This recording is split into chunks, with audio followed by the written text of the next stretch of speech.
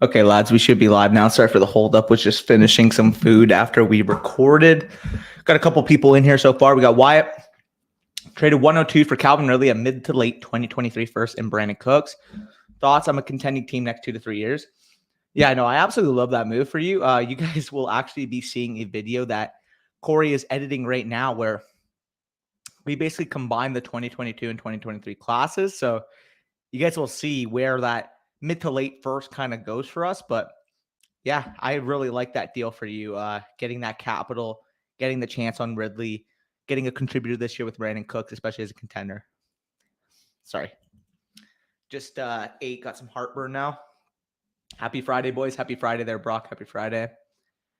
Justin just says traded Hall and Cook for Deontay Johnson, DJ Moore. Yes. All day. Let's go. Good stuff there, Justin. I'm going to get a drink of water because my mouth is kind of spicy right now because I just ate the wrap. Leave some questions down below. We will get a startup mock draft going on. And we're going to have some fun with it. Rock says dart throws for you in the late rounds of a startup. Who do you like most? I mean, in a startup, let's just look at some ADP right now just to kind of get a reference here. By late, you mean what, like 10th round or later? Let me just take a look at my recent startup and I can kind of give you guys a guide as to what exactly we could be looking at there. Here, I'll read a couple comments and I'll get back to you there, Rock. Let's get a cracky little baby or Gunna. I've always personally been a Gunna guy there, Andrew, but both bring a lot to the table from their own stylistic standpoint. Brock just says Jelani Woods. That's a very, very good point there. I'm assuming you mean, again, as I mentioned, in a startup. So we're talking, I like Michael Gallup's value if he's going outside of the first 12 rounds or so. I mean, he's a decent option to take. If I'm looking here, let me just quickly check. Sorry, I'm on my feet right now trying to think. So in my recent latest startup, too lazy to set lineups league. Actually, I'm going to go to the Mickey Mouse League because the other one is actually a best ball, so it's a little bit different. Okay. So the guys are going like 10th round or later that I really like their value. At wide receiver, I don't mind the value late of a guy like Courtland Sutton if he falls, but I doubt that. Brandon Cooks if he falls, but I doubt that. Wide receivers kind of got pushed up the board in this draft because it's a very, very wide receiver heavy type of room. I don't mind Jacoby Myers value late if you can get him the double-digit rounds. I think he's a good, decent target hog type of wide receiver. Again, Michael Gallup I mentioned. You want to take, Kareem Hunt late in your drafts. I think he's a fine win now type of running back piece that you can use. Looking here, Leonard Fournette and James Conner are obviously still steals. I know they're more 8th, 9th round type of players right now, but what's realistically the difference between Leonard Fournette, James Conner this year versus a guy like Dalvin Cook? In a startup, Dalvin Cook's going 5 rounds earlier. So, if you can keep that value, if you can get Fournette or Conner plus for a guy like Dalvin Cook, replace that production and still get draft capital on top, that's the type of move I'd be looking for. If we're talking wide receivers, I don't mind the situation of David Njoku, but like a 15th round pick you can spend on him. Athletic freak. I know we've kind of quote unquote done that experiment before, but obviously with Austin Hooper leaving, there's a lot more availability there for him. Plus, he did re-sign with Cleveland, showing his intention there. So, I think David Njoku's a good spot. In terms of running backs, I kind of mentioned the win now guys. Not much there. Wide receivers, if we're talking really, really late, like Kendrick Bourne's I don't know. You're getting pretty in the nitty gritty here in these like 15th round plus type of options. But either way, running backs, I would look at, a guy like Kareem Hunt, a guy like Ronald Jones at the right price. I'd be pretty intrigued with, if he's going, 13th, 14th, 15th round, I wouldn't mind taking a stab there, especially as Brock says in a zero RB type of build. I think that'd be a good dart throw to throw. Other than that, not much completely sticking out there. Happy Shakir Day. Yeah, Mosh just traded up for Shakir in our latest best ball draft, so you gotta love it. Yep. If you had the 101, what kind of return would you want for it? We're kind of alluding to it, but there's actually a video that we're dropping today that's going to be our relative value between the 2022 and 2023 draft. Basically, we did a two-round mock draft. Two-round mock draft of the 2022 and 2023 class combined. And it's kind of surprising, man. I mean, you guys will see, but 15 of the 24 names selected there were indeed in the 2023 class. So if you had the 101, I mean, Brees Hall, you guys will see where he currently ranks. But if you can get, a mid-projected 2023 first plus, like let's just say, you can get a late first this year and a mid-projected 2023 first next year, I'd be more than comfortable taking that for Brees Hall. Oh, past 20th round. So let's look in the nitty gritty. I do like potentially Deontay Harris with a full season of Jameis Winston. Showed some efficiency last year. Is probably going to fall a little bit in drafts because of the acquisition of Chris Olave. If you can get Deontay Harris late in your dynasty drafts, I think he's a decent sneaky little value there.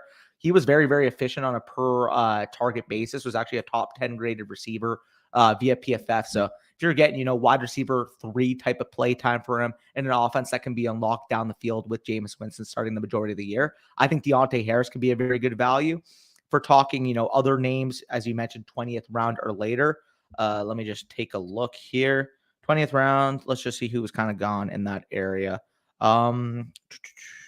Yeah, so I mentioned Deontay Harris. I think James White, especially if you're a win now running back, again, he's going to be super cheap. He's not going to hold a lot of post-startup value, but if you're talking about a win now depth running back type of piece, I mean, this is a guy that had 13 targets in the first 2 games prior to entering his hip last year. I think he's going to still have that role as the pass game type of running back for New England, and you can get this guy for probably a 4th-round rookie pick at this point. Nobody really wants him.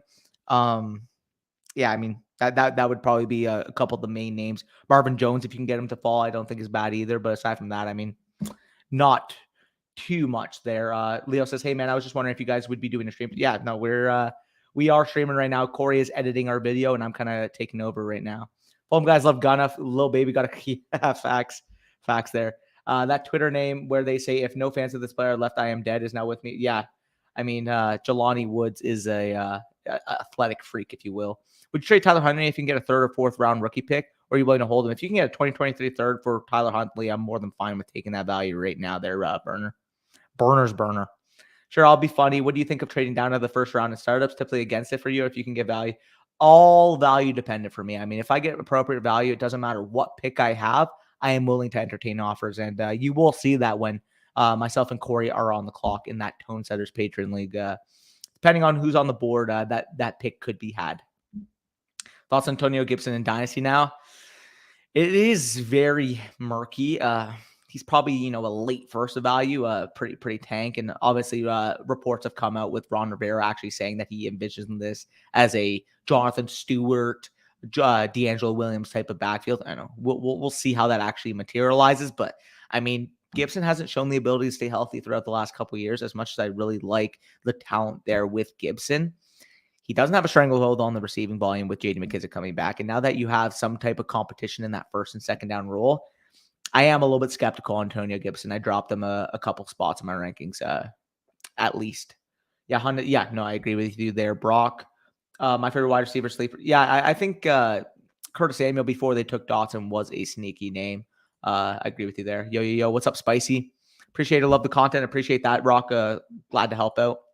What do you think is the best pick slot in a 12-team Superflex startup? Comment down below. Are you referring to just a typical, like you pick where you are? Or are you talking about a 3rd round reversal? Because if I am picking in a normal startup, I want that 1st overall pick. I want Josh Allen. But once you start incorporating that 3rd round reversal aspect where your 3rd round pick is going to be heavily different, in a 3rd round reversal versus a non, then it could change there. But if you're just a typical startup, give me Josh Allen, let me figure the rest out.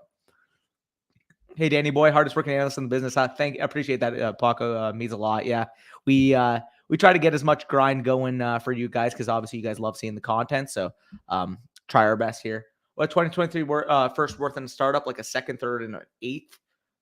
Wait, no, what? Oh, like one of those picks? Not all of them. No, okay. I would probably late. Let's just say it's a random 2023 first. I'd probably slate it around the round 5 type of area, I think is about appropriate if I were to equate it. Trade every pick for Haskins. Amen. Listen to that. Not to brag, but getting Olave at the 108 in the best ball yesterday. Yeah, no, Olave is a stud. I love Olave. I'll look on Justin Ross. Kid seems to be giving all he's got to the yeah, the talent has always been there. He had one of the best freshman seasons we have ever seen. I believe he was at about a 4.98 yards per route run, despite sharing the field with Hunter Renfrow and T. Higgins on a stacked Clemson team. The main concern there is going to be the draft guy because he did go undrafted, but the main concern there is the health issues with that neck injury. So we can see how he recovers, but I mean, if it wouldn't at all shock me if he were fully recovered and if he was able to be a very plus player at the next level. It's such a projection because I mean, the medicals are a real concern there. Dotson or Bell, I have Dotson one spot higher for me there, Justin. Got to respect the 16th round draft or 16th overall draft capital versus the 99th. I've had some experience with that. Yeah, 4th or 5th. Yeah, that's about appropriate there, Paco. If you had to guess, what is the most consecutive picks you've seen a league have in a row? It's probably me. I've had drafts where I've had like 4, 5, 6 in a row. Like I love dominating my rookie drafts and just monopolizing specific draft classes.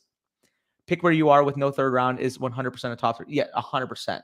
If it's a third round reversal, I kind of like that 109, 110 area where I can guarantee myself, a guy like Deshaun Watson, Jamar Chase, if you're in a tight end premium, Kyle Pitts, one of the other quarterbacks, Lamar Kyler maybe falls. You still get one of those elite cornerstone type of assets while still having access to that early third round where, maybe a guy like Breece Hall falls or maybe a guy like Russell Wilson falls. You have a lot of options there, that early third round. So in a third round reversal, I don't mind that 109, 110 type of area. Traded Gibson, Claypool, and rookie 310 for Deontay. Yeah, you absolutely took that guy to the woodshed there, Rock. I would personally say Gibson's probably on par with that 108 if I were to, equate it, give or take. And then Claypool and the 310, like, give me Deontay all day there, every day, J-Rock. Trade the 101 for 104. Yeah, if you can trade the 101 right now, as much as I love Breece Hall, if you can get a 104 and a 2023 first for Breece Hall, go ahead and go do that there, Brandon. You will see that video drop today, but next year's class is going to be a treat. Which player would you take at the 207 in a 10-team rookie draft? I mean, that would be what? That would be the 17th overall pick, if I'm not mistaken. I could just tell you right now who I have as my 17th overall player in rookie drafts. Assuming this is a super flex, my 17th overall player would actually be Tyler Algier right now. Maybe, if a John Mechie falls to you, you can potentially get him there, but those would be the type of names I'd be looking at there, Aaron. Yes, sir. Dylan or James Cook, I will take AJ Dillon slightly there in Dynasty, Justin. If you could only keep 3 of these players, who would you keep? Barrio Sanders, Deontay Harris, Freddie Swain, Tylan Wallace, Harrison Bryant, Seals Jones, Jalen Darden, Noah Gray. So, for instance, I mean, right now, Deontay Harris is the clear number 1 there, in my opinion. I'd probably rank it Tylan Wallace 2, and maybe Harrison Bryant or Ricky Seals, probably Ricky Seals Jones 3. Like, after the top 1, it gets ugly, and then after Tylan Wallace, it gets even uglier. But I would probably say Harris, Wallace, and maybe Seals Jones or Bryant, depending on how you're feeling there, Burner. Gibson or Fournette in the 104. I'm a contender. Give me Fournette in the 104 all day, every day there, Brock. I would prefer the 104 straight up to Gibson, like genuinely. Last year we would be giving up like 2. Yeah, no, that's what happens with the running back position, man. You show any type of volatility, you show any type of downside risk, your value gets like absolutely plummets. So it's pretty gross, but it's kind of what we got to expect at this point. Dylan, agreed there. Sorry, the 204. I would still take the Fournette in the 204 side there personally, especially as a contender. Brock. Yes, 104 Brock. Oh, yeah. Check Twitter now. Yeah, I'll check Twitter in a second. Just going to quickly get this startup mock rolling. Get the invite sent in the live chat and in the Discord for you guys. I'll check that in a second, though. If it was 104 and Fournette, yeah, imagine. Gibson or Dobbins in a PPR. Give me Dobbins pretty easily there, Jerry. Keeper league, I got Chase and Lamar as my first 2 keeps. Need one more. Draft spot doesn't matter. Javonte or CMC. How long is the keeper value? Because if you're just keeping them for 1 year, I'm going to take CMC because I like his outlook and redraft a lot better. If you're keeping them for multiple years, though, I will take Javonte, given the fact that CMC is older, given the fact that he's volatile from a health standpoint, and given the fact that Javonte Williams by next year could even surpass CMC, especially if Melvin's gone. So curious to see your reasoning for liking Harris, not seeing much opportunity there. Well, it's pretty simple to me. I mean, he was very, very efficient on a small sample size, which I mean, you take with a grain of salt. But if you're talking 20th round later, I'm more than fine taking an efficient, good player. And if we're talking about a projectable, I mean, Jameis Winston has shown when he is healthy and he has the weapons at his disposal, he is able to support multiple receiving weapons. Obviously, you figure, MT and Chris Olave are going to be the main guys there, but Deontay Harris should work his way onto the field as that third wide receiver. And I mean, if he can, garner out a wide receiver 3 type of role, I think he could be very productive on the sample size he gets. So if you're getting, a 20th plus round contingent with, maybe low end flex type of appeal this year with, again, still opportunity. If Olave misses time, if MT misses time, he's shown he could be volatile in the past in terms of playing games these past couple of years. I think Deontay Harris can sneakily sneak into a potential bigger role if given the opportunity. I think he's a good player. Now, Danny, yeah, I will in a second there. Tyler, give me a second. Let me catch up. I'm selling. Yeah, I agree with you there, Joel. Keeper league is 3 keep, then 6, then 9, and so on. Okay. I'd probably keep Javonte then if you get multiple years. This stream should have more likes with all these questions. Hit that like button. Appreciate that, J-Rock. Yeah, 44 of you concurrently in this stream right now. Now, if you can get this 25 plus likes, I'd be very, very happy with you guys right now. And keep forever. I traded the 111, 101 in a second rounder for the 103, the 105. Oh my God. Yeah, that's I don't mind making that type of move. You get a ton of capital this year. You're still locking yourself into both, Drake London's last Traylon Burks and potentially Kenneth Walker or Garrett Wilson if he falls to 105. And you're getting a bunch of young appreciating assets that you can build. Heck, if you want to flip, the 108 into a future 2023 first, potentially when you're on the clock there, you have a lot of flexibility in that situation. So I like that move for you, Michael. Trying to work out a trade where I trade my 111 and either a 23 second or blah, blah, blah, for the 203 and the 23-1. Yeah, if you can do that, I'm more than fine there, Ryan. BS trade alert in my 12-team Superflex League. Lamar in 302. Oh, what? That is crazy. Yeah, no, that is a terrible deal there, crack shot. Trubisky, Jacoby Myers, and a 23 first for Breece Hall. It's not crazy for me to decline this. I would just take Breece Hall at that point. Myers, Trubisky is not enough for me. Unless that was a first guaranteed in the top 3 next year, I'm not taking that there. They're evergreen. Wheels up for Jalen Tolbert. Yeah, Cowboys fan right here. I absolutely love my Jalen Tolbert. But either way, I'm going to start up the mock draft for you guys right now. New NFL mock draft. It should be locked and loaded. Let me just quickly check the settings. Snake draft, perfect, all players. And you know what? We'll make this with a little 1.5 time premium. Just to keep it spicy with you guys. All right. Let's send this in the Discord and in the live chat. You guys should be able to get in a couple seconds. So let me just add everyone here. Perfect. Diggs or DJ Moore, Dynasty PPR. If you're a win now type of player, I don't mind going with, Stephon Diggs. He should have a better year 1 and 2 potentially output. But straight up, I would take DJ Moore in a straight up type of standpoint. If I'm picking in a startup, I do think, that target potential that we saw 160 plus targets last year. He commanded about a 28% target market share this past year in terms of DJ Moore. So if you're getting that youth, if you're getting that potential upside with a quarterback upgrade, I would take DJ Moore in a startup. But again, if you're trying to compete, I don't mind that year 1 and 2 output that you should expect with Diggs. Tolbert over Pickens in my unbiased opinion. Let's hope so, brother. Let's hope so. I love myself some Jalen Tolbert. When now Diggs retooled DJ. Yeah, no, I agree with you there. But either way, we are, oh my God, you guys, I absolutely love you guys filling this up. We actually are fully set here. I'm going to randomize the draft order and boom, we should be ready to go. Randomize this thing, and sure enough, I get the 101. Yeah, I know everybody in the comment section is going to be commenting rigged. So let's get this on the way. Keep in mind, by the way, this is indeed a 1.5 tight end premium. For those of you who are in the chat, who are in the draft, remember that when you are making your pick. So either way, doesn't matter. 1.5 tight end premium, 5 tight end premium, no matter what type of premium you have here. Josh Allen in any type of super flex is the clear cut 101. Take Josh Allen, set it and forget it. Let's go. Trevor Lawrence or Breece Hall straight up. I would personally I would want Trevor Lawrence plus if I had Breece Hall at this point.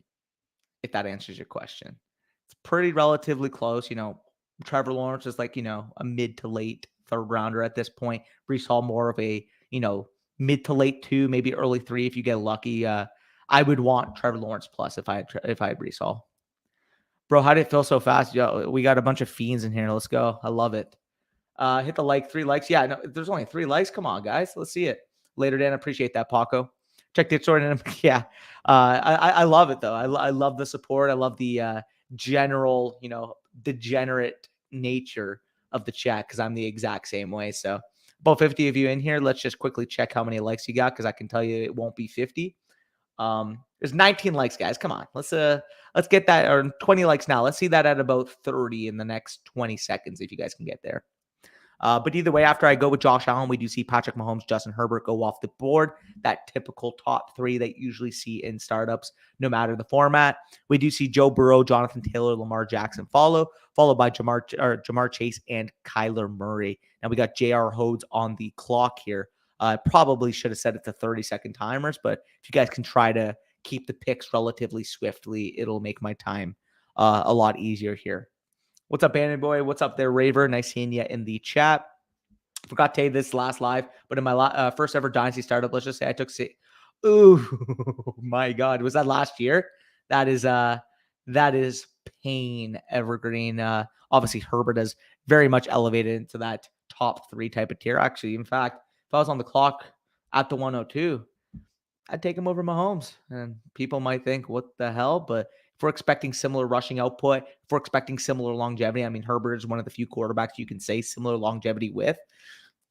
And you can expect, similar overall passing output. You're getting a 3-year age discrepancy? Let me just take a look. Show player card, 26 years old. I believe Herbert is 23. 24. So you're getting a couple years of age discrepancy there with projectable similar output. So I would, in fact, take Herbert over Mahomes, as crazy as that sounds. Their trade would also give me my third 23 and 3. Yeah, go smash that there, Ryan. Collect that class. You guys will see, again, as I mentioned, a little sneak peek of that video that's coming out today. That 2023 class is very, very tasty. I'll just sit back and watch. That ain't no problem. Yeah, I mean, we're most likely going to try to keep the live streams pretty consistent on a week-to-week basis, trying to get at least 3+ live streams in a week. So you'll have plenty of opportunity to get in the next one there, Brock. And obviously, again, you're in every live stream, so I'm assuming you're going to get into the majority of these. But either way, I kind of left off at Kyler Murray. We do see Justin Jefferson, Dak Prescott, Deshaun Watson, and Kyle Pitts all leave off that final of the first round, if you will. By the way, Kyle Pitts, 112 and a tight end premium is an absolute steal. Hopefully you guys are reading the title here because it does say 1.5 tight end premium if you guys are actually drafting right now.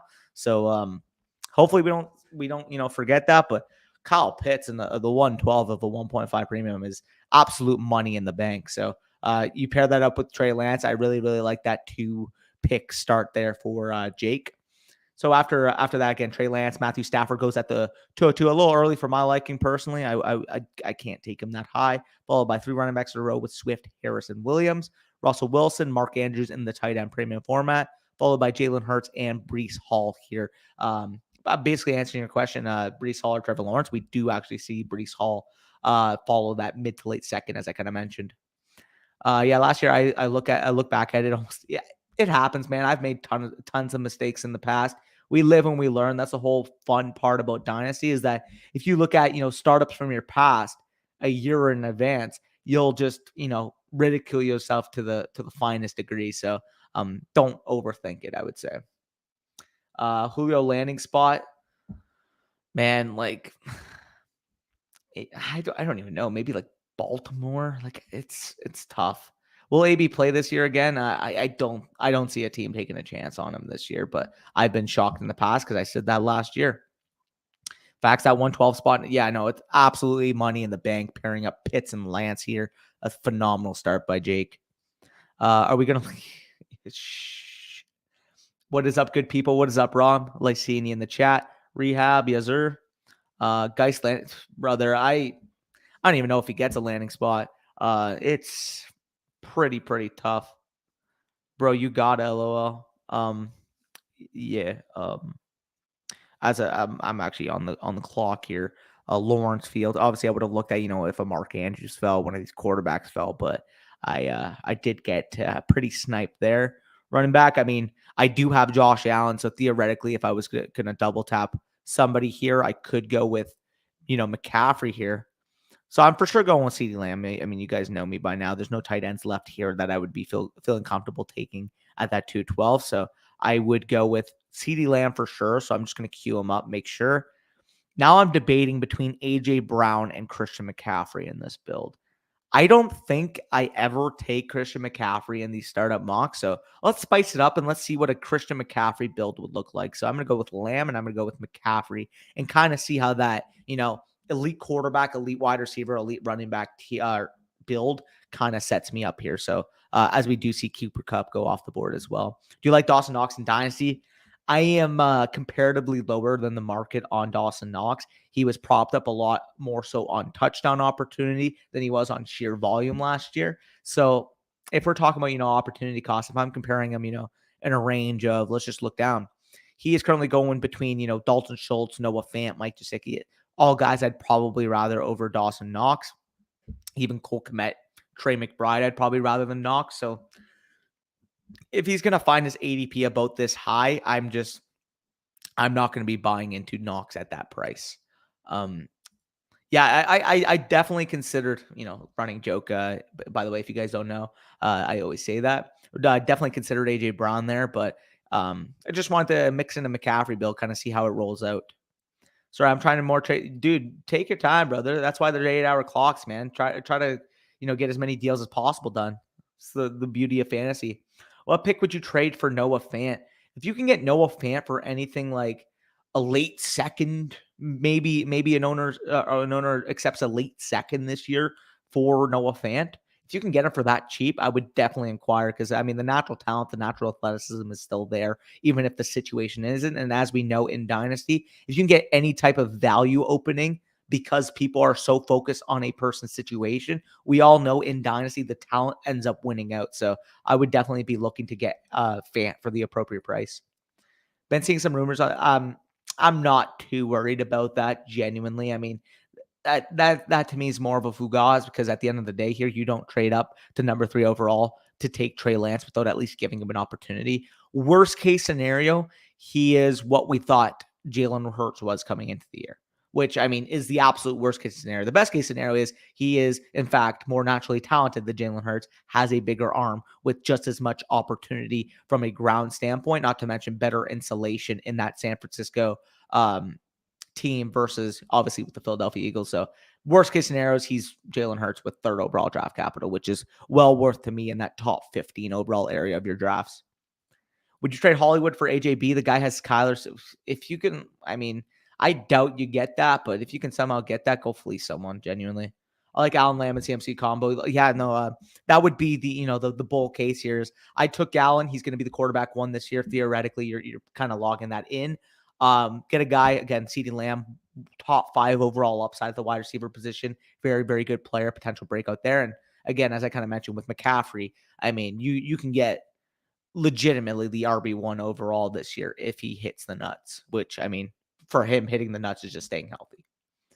T-Law slip, I mean, yeah, I mean, 307 is probably about appropriate value, in my opinion, for Trevor Lawrence. I think that's about fair. Thoughts on Hero RB versus Hero RB? I prefer the Hero. I would agree with that too. Now, if I'm in a startup, I would prefer Zero RB because the opportunity cost of taking, for example, here, I went with McCaffrey.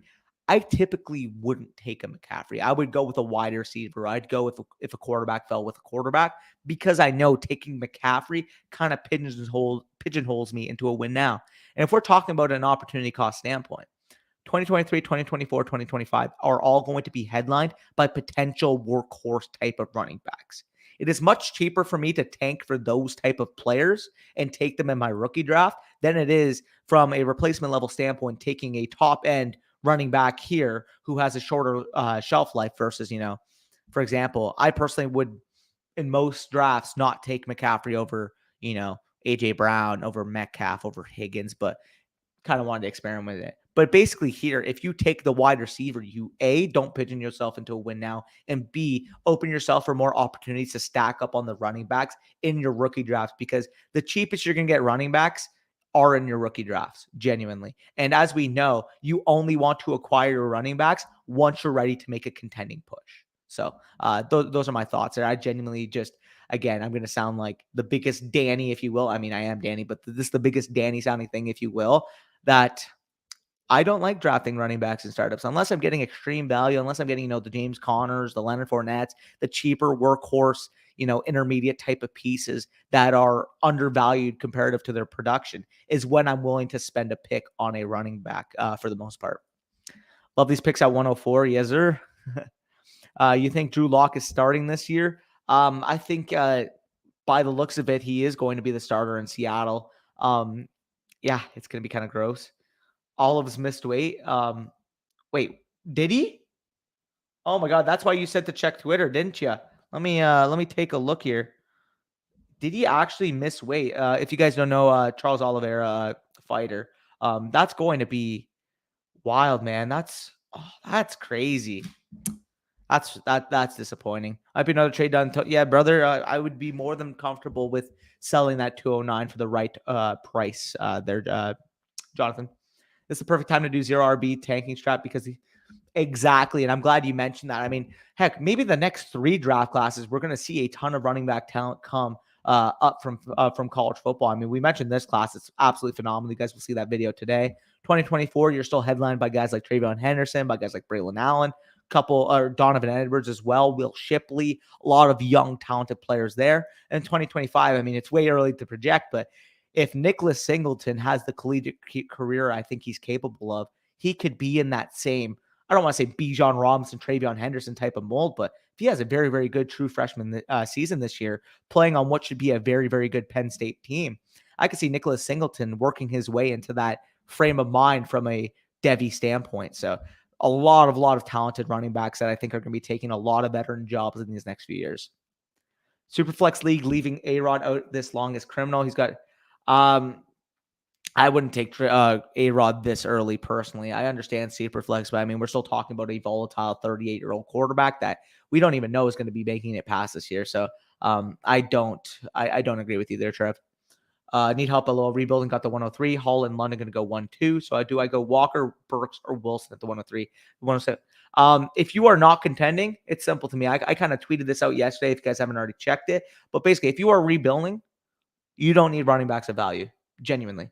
Take your wide receiver there. Take your, whether you like better Brooks or Wilson, take which one there and build out your running back core once you're ready to compete. You just mentioned again, you're rebuilding. That wide receiver is going to maintain a lot more value for the future than Kenneth Walker. As much as I love Kenneth Walker, he's not going to maintain his value as much as a Garrett Wilson or as much as a Treylon Burks. Those guys we expect to be consistent, producing valuable assets for the next 10 years. And as we know with the volatility of the running back position, expecting anything more than 4 or 5 years past your rookie contract is a little bit wishful thinking. So in your position there, Nicholas, I would go with the wide receiver, whichever one you prefer.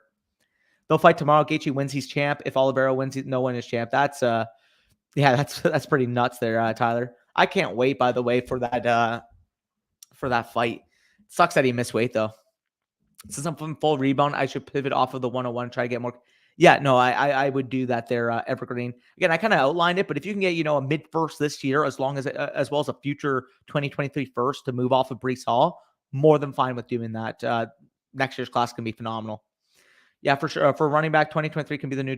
Exactly. No, I agree with you there, Brock. A ton of talent in these next couple years at the running back position, which is kind of why I'm structuring my startups the way I am now, building that wide receiver talent and loading up on those running backs in the next couple of years when I'm ready to fully, dive all in, as I kind of said. But either way, I mean, we do see the quarterback board kind of drying up at this point. Zach Wilson was the last guy I was kind of targeting at this 412.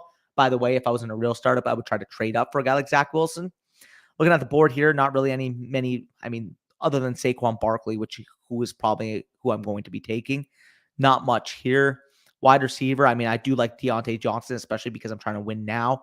I think he could be a very, very good projectable number 1 wide receiver for at least the next few years. So I really like Deontay Johnson. Tight end, I mean, I would have liked to see Kittle fall, but obviously he doesn't there. A little too early for Hawkinson for my taste, even in a tight end premium. I'm going to go with Saquon Barkley, and I'm going to go with Deontay Johnson, I believe.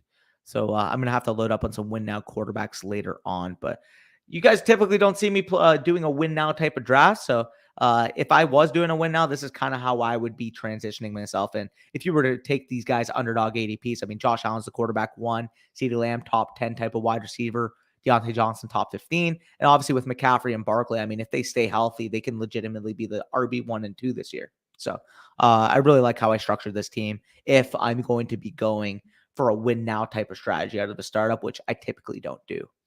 Have pick 105. I'm contending my top running backs are Swift, Gibson, Mitchell, AJ Dillon. My top receivers are Evans, Diggs, DJ Moore, and Higgins. Should I go Walker or JMO? Both on the board. So looking at that, contending my top Gibson, Mitchell, AJ Dillon. I'm fine with going Kenneth Walker at that point. If you say you're contending, you get that locked and loaded RB1, if you will, the future. You have a lot of volatility at running back standpoint, and it's not like you're it's not like you're taking Kenneth Walker over like Drake London. Like I like Jameson Williams. I mean, he's still coming off of injury. He's still a more volatile piece, at least with Kenneth Walker. It's not like you're just passing on a superior wide receiver talent just to force a need at running back. I'm fine with going Walker there. I love pairing Kirk Cousins with. Yeah, no, I agree. I think Kirk Cousins is a very, very good shout there. I think Ryan Tannehill is very, very slept on.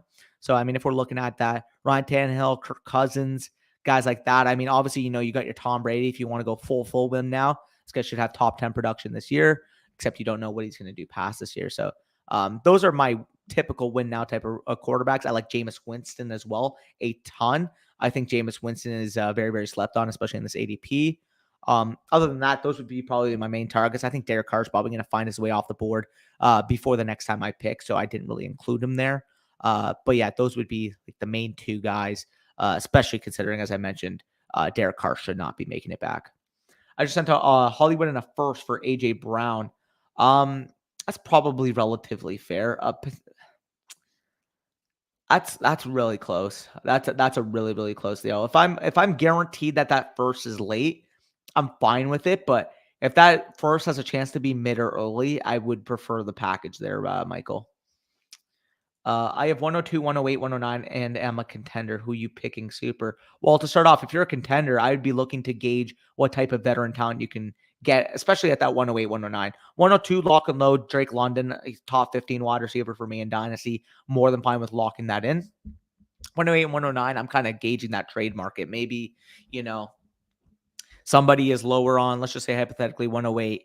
Let's just say you can get, I don't know, Michael Pittman for the 108 or even Terry McLaurin for the 108. Somebody like that. That's what I'd be looking to do if you can potentially transition that, as you mentioned, as a win now type of contender. Being that Najee 24, how many years left can we expect him to be elite? I would give him his rookie contract. Again, he came into the league a little late.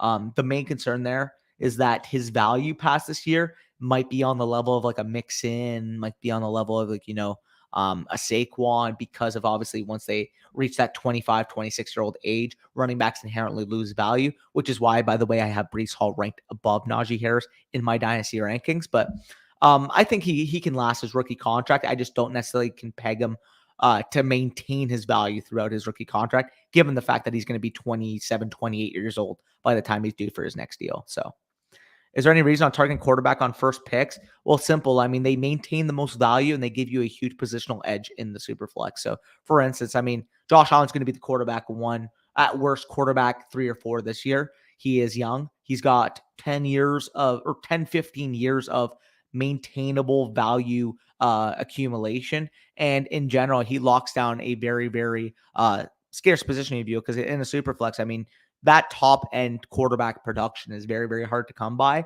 In post draft, post startup, it is almost impossible to get one of these guys on your team. So that's why the quarterbacks fly off the board, because people know projecting past the startup, it is nearly impossible to go out and trade for them. Yeah, so we do see late first, I'd have Godwin, Jefferson, Higgins, AJB. Yeah, I mean, if you can for sure peg that for a late first, I don't mind making that move there, Michael. I'm shooting for Chase, 101, 109, one tip. If you can get Chase in a 2023 first, so that's because I would prefer, let's just say at worst, Chase is worth, I'd probably say Chase is worth at least Breece Hall the 109 in at least 2 of those seconds at minimum. So the fact that you're able to transition the rest into a 2020 first, yeah, give me Chase in the first there pretty easily, Evergreen. Sadly, got to go. Thanks for having me, man. Greatest contact on YouTube. Hit the like. Appreciate that a ton, Justin. Glad to have you in. And appreciate you making it for the first few rounds with us. Is Najee a sell candidate if we know his value? I would agree with you there. I mean, if I had to make the choice of taking him at the 204, for example, in a startup, like I can't stomach it knowing that his value is most likely to go down past this year. I mean, the main allure of him is that he's going to be a workhorse redraft type of running back that you want on your team for the next couple of years. But we see how quickly that archetype kind of dials down. I mean, I love Ezekiel Elliott. Heck, it's on my favorite team for a reason, but we kind of see how he declined in terms of efficiency, in terms of his injuries, in terms of his value in the last couple of years.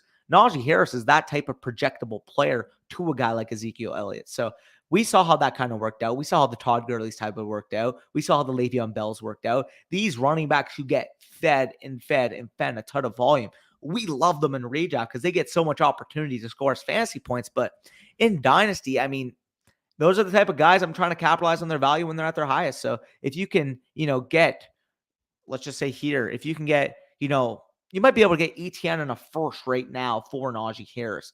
I'm fine with making that type of deal. You might be able to get, any of these running backs in the first or any, like, if you can pull off Drake London in a first for Najee Harris right now, go and do it and go fleece someone in your league. Just traded in a superflex tight end premium startup, 2 assumed late 2023 first, and a 13th for the 206, the 808, 806, and the 1606. What do you think? So the 206, the 806. That's probably about appropriate value, I would say. I mean, both of those first are probably figuring into that 6th to 8th type of range. So yeah, I'm fine with making that move there, Wyatt. Like the stream, guys. Appreciate that, Leo. What's today's video is about, by the way? It's actually combining the 2022 and 2023 draft classes. So your rookie class this year, obviously, your Breece Hall, your Drake London, those top dogs, and basically seeing if we combine next year's draft class, how they kind of stack up with each other. So, I mean, we're taking, your Breece Halls, Drake Londons, Garrett Wilsons, Treylon Burkses this year and combining them into a draft pool of, your Bryce Youngs, your Bijan Robinsons, your CJ Strouds, and just kind of doing a mock draft, 2-round mock draft within those guys. So it was a ton of fun. Me and Bush really, really enjoyed that. So make sure when that drops, you guys should go check that out. When would you take Hurts in a Superflex startup and Lawrence as well? Hurts, I actually have above Lawrence right now. I think Hurts, you could talk anywhere in that late 2 to early 3 range. So let's just say, for instance, 180. That's about the earliest I can take Hurts is that 2, or Hurts is that 208. And I think his lowest you can take him if he lasts any longer to steal is at that 305. So any threshold within this area, I think, is about Hurts' value. Lawrence a little bit right after. So about where Fantasy King got him is where I'd value Lawrence. Do you take a different approach in Superflex between a 12 and a 10-man league? Slightly, because again, the scarcity aspect isn't as high in a 10-man. However, it does make those top guys more valuable over replacement level. Because if we're talking about it, if everybody's going to have suitable depth, getting those elite difference makers is more valuable to you. Who has the most and least value for the future out of these running backs? Barkley, Jacobs, and Zeke.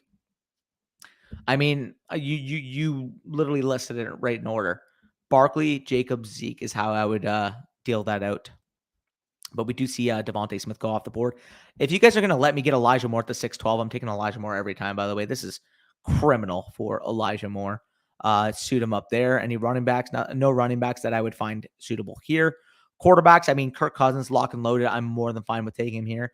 And overall, this is about as good of a start as I could have asked for, getting that Allen, McCaffrey, Barkley, quarterback, running back start, along with a wide receiver core thus far of CeeDee Lamb, Deontay Johnson, and Elijah Moore, and then getting to Kirk Cousins in my second super flex or second quarterback spot, occupying my super flex.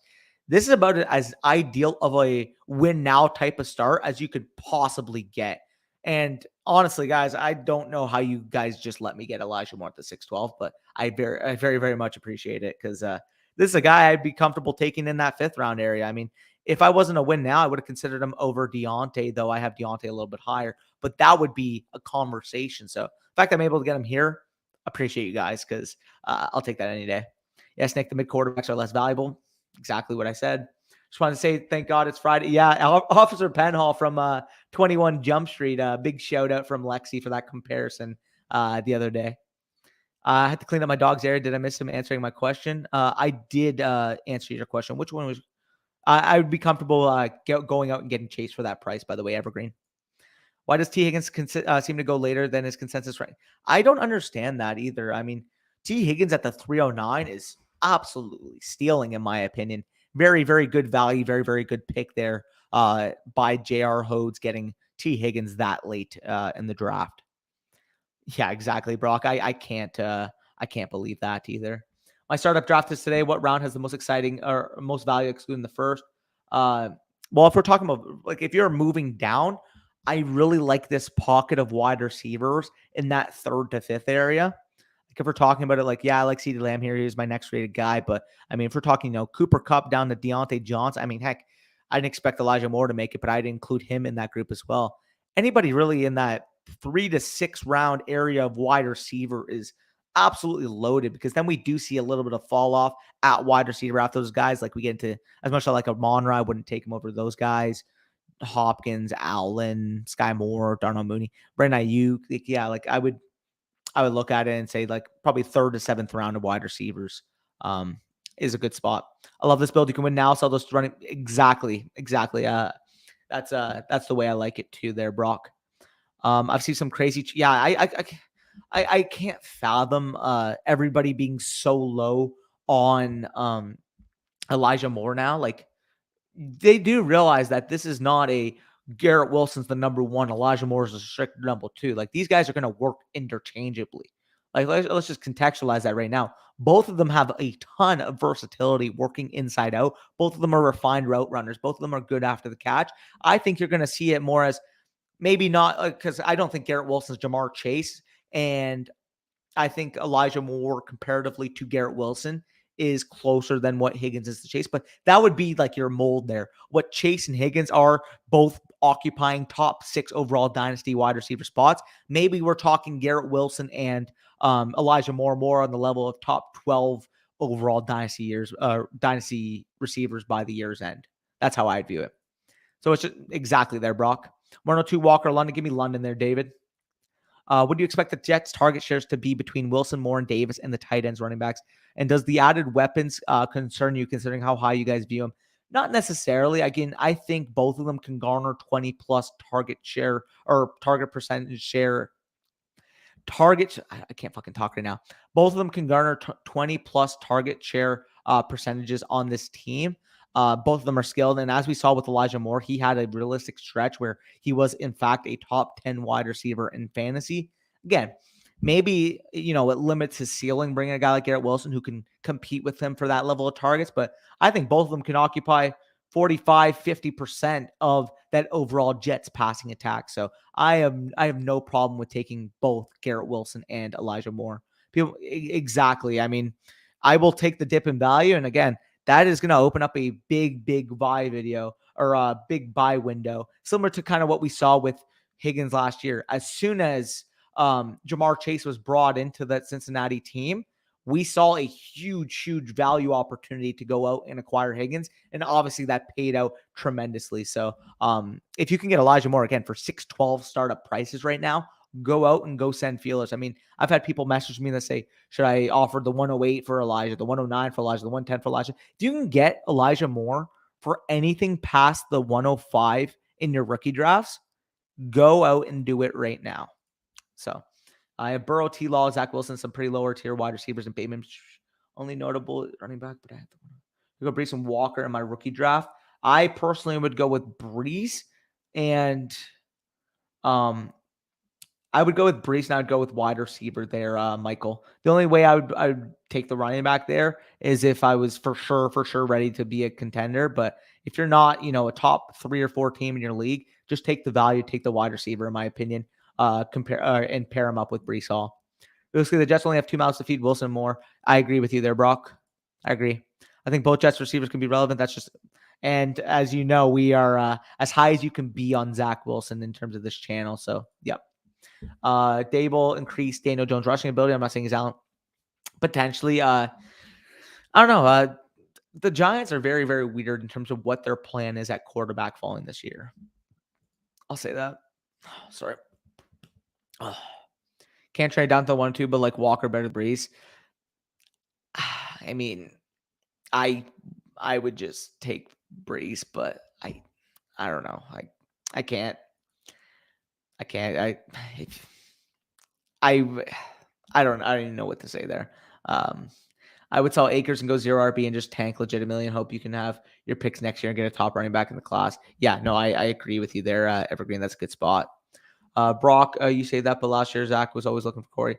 Yeah, but I mean, that was also, to be fair, you're making the comparison. Too many mouths. It's not a two mouths to feed situation, and he had his biggest stretch when Zach was hurt. But it's also contextualized the fact that Elijah Moore got hurt down the stretch when Zach Wilson returned, and B, the time that they actually spent on the field together. Both of them were struggling rookie players in their first few games together. So, I mean, taking those splits and trying to project them into year 2, another year of comfortability, another year of chemistry in the offseason, I think is a little bit of a fugaz. So, I wouldn't completely value that tier. All that I would say there is Elijah's biggest stretch showed that he has top 10 wide receiver capabilities, and Zach Wilson at least showed promise down the stretch. Not to mention the Jets have seen consistent return in terms of building around him. So, I'm not too worried about that at all, Joseph. Still sold Elijah Moore by only selling. Yeah, you fleece that guy there, J Full. I traded Leonard Fournette and James Conner in 2023 first and received Mixon in a second. I'm not a big fan of that. I'm gonna be honest there, Matthew. I think you overpaid there for Mixon. Can I go 0 RB with Breeze though? I mean, you can go hero RB and then try to retool that team to contend by 2023 when you get that new draft class coming in. But either way, I'm back on the clock here, guys. I'm a win now team. How are you letting me get in Michael Thomas? I don't know. I'll take Michael Thomas there for sure. Any running backs worth a damn? No. Tight ends. A little bit early for this area, I would say though. In a tight end premium, I don't think Met's awful. I don't know. It's kind of tough. I could go with another wide. I could go with. I'm just gonna go Cortland Sutton. I think that's a very good value on Sutton at the 9th round area. Man, Jerry Jeudy over Moore as well. Tell I would take more over Pittman. Yeah, no, I agree there with you there, Brock. Would you trade Gibson for Michael Carter 201 in a first? Yeah, in a heartbeat, and I don't even like Carter, genuinely. 16 team. I'm assuming that's a mid first, and even if it's like in the 108, 109 area, I'm fine with that trade there, Ed. Trade out and go get capital. Amen. Davis won't be there long term, I don't think. Agreed. Though that 201 is actually like the 17th pick. So it's like the 205. I don't know. Let me know where you expect that first to be there, Ed. Please let me know. Davis won't be there long term. I'm sure you can package Brees, Akers, plus picks for Chase. Not too far. I agree there. If you can, go do it. You guys are mentioning a trade. I'm going to go quickly check on my other screen and push that trade through because I'm actually, I didn't even see it because I'm live. How could I? I'm going to do it on my phone. Sorry, give me a second. You guys are mentioning a trade, or do what Danny said. Yeah, exactly there, Evergreen. What's up, man? Have you heard anything on Kamara? Thanks, man. Have a blessed day. I have not heard anything. I'm assuming you're contextualizing in regards to his legal situation. I'm not 100% sure. Again, it's just kind of a mess to the point where I don't want to take the plunge on Kamara, especially. I mean, 608 is probably about appropriate value, I'd say. But I mean, if you had to take him over, like even like some of the other win now running backs, or especially the wide receivers, I just personally couldn't pull the trigger there. But either way, let me push this trade through. Sorry, keep the questions rolling. Yeah, you're all good there, Jonathan, man. That's my fault. I didn't initially see it. Let me just see what the trade is. So, second and a 10th for a third, 7th. Okay, that makes sense. It's okay, Danny. Yeah, no worries. Sarah says, I have the 108 in my Superflex Dynasty draft coming up this year. It's a new league. What should I do? Should I move up or down or stay in the same spot? And should I take quarterback there or wide receiver? I'm assuming you mean a startup draft. And if so, I mean, if we're looking at the board here, if Kyler, for example, 108, Kyler Murray went here. If Kyler Murray, again, you mentioned this is Superflex. If Kyler Murray falls to you at the 108, go up, go take him. No complaints. Same thing. I mean, like Deshaun Watson, people might see a little bit early, but I'm more than fine with spending a top 10 pick on him as well. And the only other players I would consider in that spot personally would be the 2 wide receivers. So either the top 6 quarterbacks or the 2 wide receivers is about what I would feel comfortable taking at the 108 there, Sarah. So just take best player available. I mean, that's my motto. That's my go-to in Dynasty. The 2 receivers being Jamar Chase and Justin Jefferson. They are nearly impossible to attain post-startup, as well as, your Kyler Murray, your Lamar Jackson, and your other quarterbacks here, Sarah. So hopefully that helps you. Mid-first would be my guess. If it's a mid-first, I'm fine with making that move there, Ed. Am I close to being on the clock, by the way? No, I am not. I was hoping Brady fell to me. That is paying their real deal. You did do a number on me there. Speaking of that, I think I'm going to do a hero RB strat since it's I'm going to rebuild myself. Yeah, go for it, man. They're a ton of fun to try to, get worked out. ETN, Dobbins, or Chubb. I would probably rank them Dobbins, ETN, Chubb. Chubb definitely last, but ETN Dobbins is a fair argument in my opinion. I would probably slightly prefer Dobbins, though that is very close. Is Watson getting suspended at all? I think he'll probably get about 6 to 8 games, if I were to guess. I mean, I can't see him not getting suspended, obviously, after the nature of that legal case. Obviously, it got dropped from a criminal level, but I mean, there's still civil cases that he's probably dealing with right now. From an NFL standpoint, I mean, I think the most likely scenario is he's probably seeing about a 6 to 8 game suspension.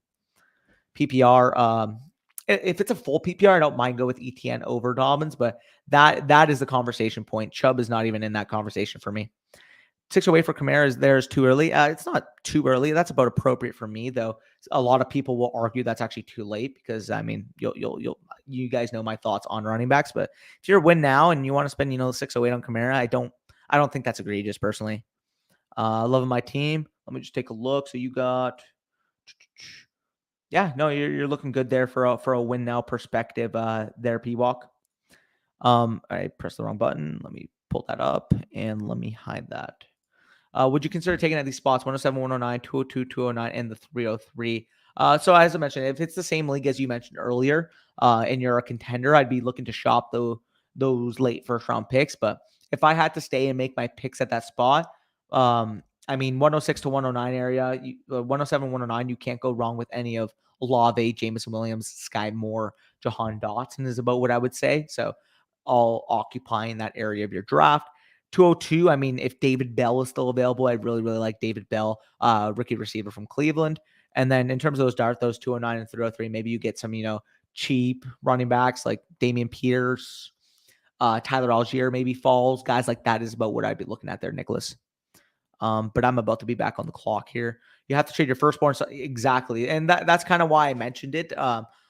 Those top 6 quarterbacks, their value insulation is tremendous. You have to give an arm and a leg to get. And Chase and Jefferson kind of occupy that in terms of untouchable status, if you will, at the wide receiver position. I mean, there is just virtually, as much as I love CeeDee Lamb, there's just virtually no other wide receivers that are relatively near that vicinity of value that we see for Jefferson and Chase. Are we going to see Hopkins hitting production we are used to seeing from him after the suspension? I mean, we did see his target share dwindle down, but that was more so, I think, how the offense was kind of operating last year. I think he's going to be closer to his first year that we saw in Arizona. Maybe not completely get back to that level because, again, he is dealing with suspension. He is a couple years older, but I think when he comes back, he can be top 15 type of wide receiver. So hopefully that answers your question. And maybe you get him cheap if you're a contender and you can be willing to last those 6 games. And a 14-team non-superflex, do you think I could get a 2023 first for Elijah Mitchell and Hopkins? Each for Elijah Mitchell and Hopkins. I would definitely try for it. I mean, put them up and see, you target the casual in your league that thinks you can win now. Maybe you can sneak some really good value there in the 2021st for them. But either way, I'm back on the clock here, looking at a win now. Is there any quarterbacks worth my time? I could go, like a Ryan, a Wentz, someone like that. I'd probably wait for like the Mariota range, I would say. So I'm probably not going to take a quarterback here. Running backs, I mean, I don't mind Kareem Hunt. I think Kareem Hunt's a decent win now RB3 type, which I'd be getting here. So I definitely looked at Hunt. Wide receivers, I'd probably look at Cooks. So I will go with Kareem Hunt, get that value. I think, like he should not be going after these running backs personally. Just my own thought. Though, I mean, James Conner was a fucking steal right here. And then at wide receiver, I mean, do I need a tight end? I do need a tight end, and Cole Kmet's like the last in that tier area. So I'd actually go Cole Kmet here. Lock down my tight end spot. A lot of opportunity there with the Bears. He actually commanded a good amount of targets down the stretch last year. And as we know, I mean, the Bears receiving core is a complete mess. We could see a similar situation to what we saw from TJ Hawkins in a couple years in being that security blanket that Justin Fields needs, especially considering that, other than Darnell Mooney, I mean, it's literally Darnell Mooney and Cole Kmet running that team right now. So I'm fine with that value on Cole Kmet. What if your firstborn is a daughter? Would you push that trade through? Yeah, there you go. You said your firstborn son. What if it's your daughter? A little curveball there from Evergreen. So, but either way, after I take Cole Kmet, we do see David Bell go off the board. We're running at about an hour. So after this, I can mix in a couple rookie drafts for you guys, get you guys involved there, do a couple rookie drafts, and we're probably going to be logging off at about the hour and a half mark if I were to guess. So, got to keep the content rolling for you guys. As you do see Robert Woods also go off the board. Get the comments rolling, guys. Come on, let's go. Fire me up. It says I have picks 107, 116, 203, 307, 312, and 314 in a 16-team Superflex league. Only have Tua and Huntley as my quarterbacks. At what picks do you have to say? Do you have to take a quarterback? I know it's a weak class. Have my 2023 first and second. So in a 16-teamer, I'm fine at that 203 spot. If you want to take a stab at, a Willis, a Corral, or a Desmond Ridder, I personally couldn't stomach taking any of those guys any earlier than 203. Yeah, and I would also gauge if you can, flip that 107 straight up for like a Kirk Cousins. I would be fine with that as well there, Ed. Just received this trade request. Get Hopkins 104 early 23 third. Give Cup 108 mid. I wouldn't do that. I mean, Cup is just at this point such a more valuable asset and such a less volatile asset than what we see from Hopkins. So give me Cup all day, every day there, David. Do you value DPJ at all? Or do you think Bell just wins the wide receiver 2 spot? I think that DPJ is going to have value being their pseudo X and 3 wide receiver spots. And for the most part, I mean, we should see that happening. Amari Cooper's going to operate as your Z. Donovan Peoples-Jones is going to operate as your X, and then David Bell is going to be your slot. So I think you can have, contingent best ball-esque flex appeal. But if I had to take one straight up, I mean, it's David Bell pretty easily because I think he can be the new Jarvis Landry of this offense.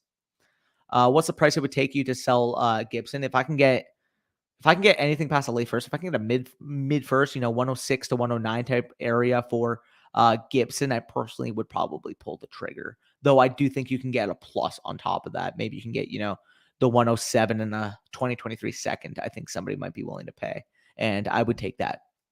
George Pickens or David Bell, if you have to pick one. I actually have David Bell a couple spots higher in my rankings there, Nicholas. So I would go with David Bell over George Pickens. I just think he can step in right away, be a target hog. Although I like George Pickens, I think he has a lot more work to do from a nuanced standpoint, from a route running standpoint. He reminds me of the way Michael Gallup was raw coming out of college, where, he was an ex-boundary style wide receiver that could win vertically, that could win from a physicality standpoint. And as we've seen from Gallup at the next level, he really developed his route tree, really developed as a nuanced wide receiver.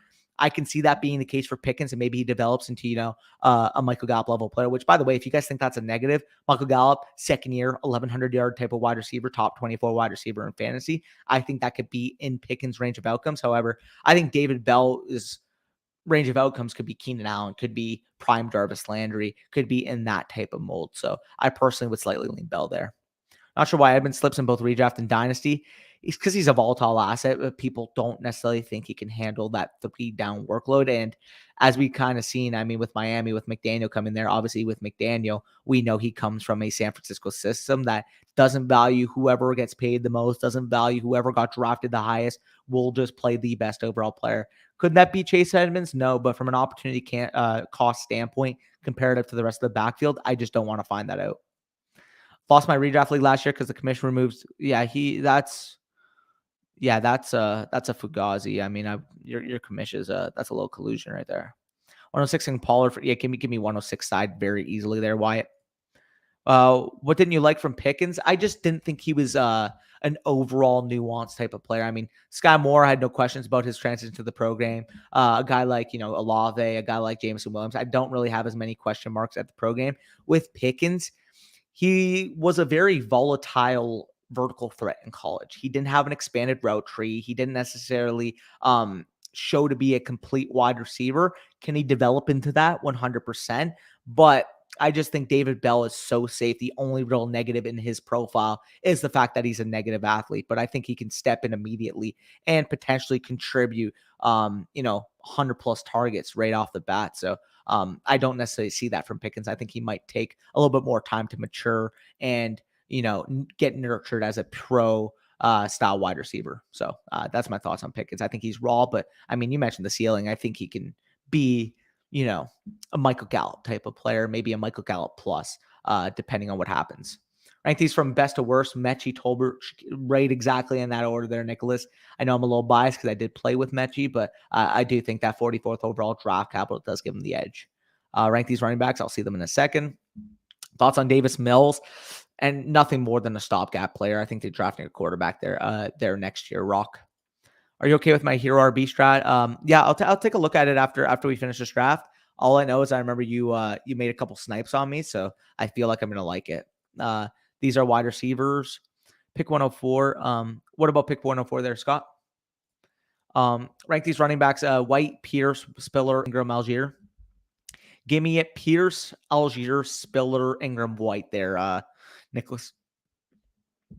Actually, Zamir White and Keontae Ingram, put them in a hat. I mean, they're both like back to back in my rankings. I think I actually have Zamir White one spot higher, but they are both very, very close there. Nicholas.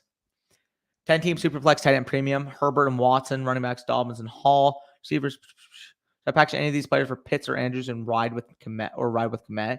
If you can, I would be more than fine with packaging, if you can get turn Metcalf plus or DJ Moore plus, or even any of them, plus a second into, I don't know. I mean, I would definitely be willing to go after one of those elite tight ends if that's your question. I can't really contextualize the deal off my head right now, but I would be looking to make that upgrade.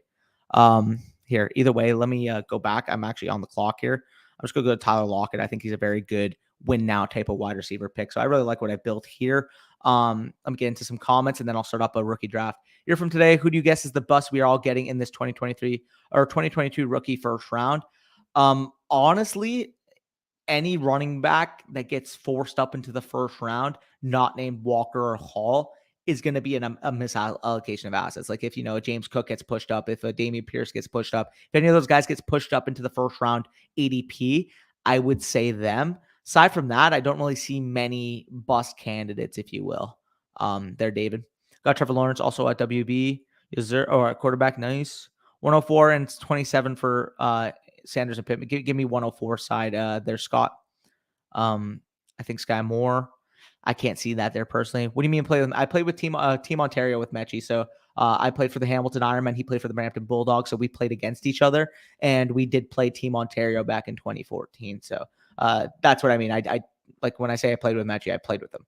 So do you think Fields is still the starter in 2023? Yes, I do. I think in terms of potential or in terms of draft capital insulation, in terms of the fact that he hasn't made it through his rookie deal yet, I think even if he bombs this year, he's still getting an opportunity to start in 2023. But either way, I will unshare my screen, set up a rookie draft, and we will do a couple of those before I log out of here. So let me start this up. Draft settings, linear, rookies only, 4 rounds, boom. I will send that link into the Discord. By the way, if you guys aren't in the Discord, make sure you join that up. Link always goes out there first, and then it gets followed up in the live chat. So if you guys are in the Discord, you're going to get first access into these mock drafts right off the bat. So I'm going to send it here, give it a couple seconds, and then I'm going to send it into the YouTube live chat. So 5 seconds. 1, 2, 3, 4... All right, I'm going to send this into the YouTube chat, and if you guys get in, good luck. Let me make sure I claim a spot, by the way. That would have been bad. I got the 103 rookie pick. Should I go with the rooks available now or trade for a better running back? I do not trade for a veteran running back at this portion of the offseason. So much downside risk to be trading for a veteran running back at this point. So straight up, I would use that onto, Drake London if he falls, or potentially into Traylon Brooks if Drake London is gone. But either way, we left off on Sarah here. We actually got a $1.99 super chat from AJ. Appreciate that. He says, Watson or Pitts, no tight end premium, super flex. In a non-tight end premium, I would slightly prefer Deshaun Watson, but both of them are phenomenal assets to build around. But either way, this draft did fill up. We do have it set there. Perfect. I'm going to make sure quickly I change the title so you guys know. Superflex rookie, no tight end premium. I'm going to make it. All right, so you guys know the rules there. I'm going to hit this draft randomizer, and we will get going. So, boom, Bubba Puck with the first pick. I have a good idea who he's going to be going with here. But we left off on Sarah. He says, Mac Jones, your thoughts on him? He's my sleeper this year. Jonathan Taylor is my sleeper pick this year.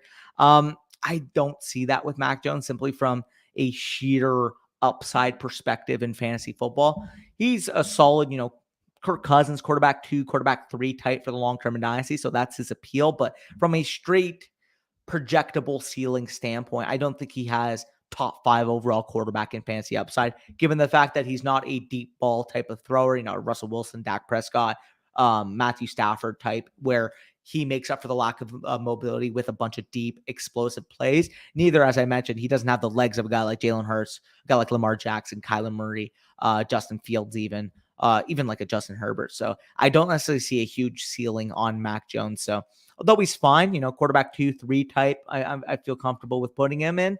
I don't see him being a league winner, if you will. Like your pick, Jonathan Taylor, which, by the way, big shout out. That was a very, very good pick to win leagues, because he did, in fact, win leagues. That's dope. Yeah, no, it was a lot of fun. We had some good battles. You guys may not realize, but I was quite the ball player back in the day before I faced some injuries. So, it was fun. Team Ontario, highest level rep scene. It was a lot of fun competing with a lot of guys that grown into some very, very good roles, particularly with Mechie, 44th overall draft capital in the NFL is pretty fucking dope. Like these players, AJ Brown, Metcalf, CeeDee Lamb, please. I will go CeeDee Lamb, AJ Brown, DK Metcalf in that order there, Ronnie.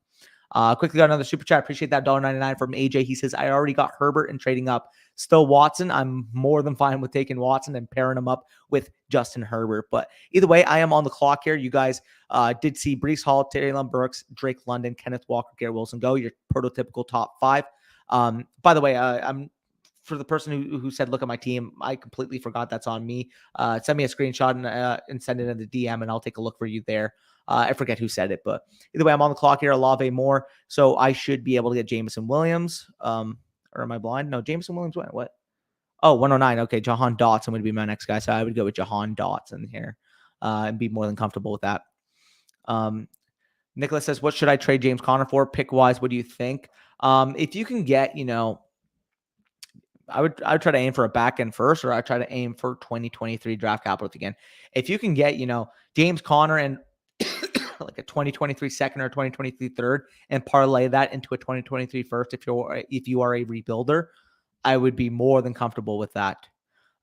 Dave says, bummer, thought I made it in. Show me at 107. Are you not in? Well, which one are you? But basically, I always randomize it before we draft. So you could have been at 107 and then it just randomized to a different spot. So let me know if you are in there, David.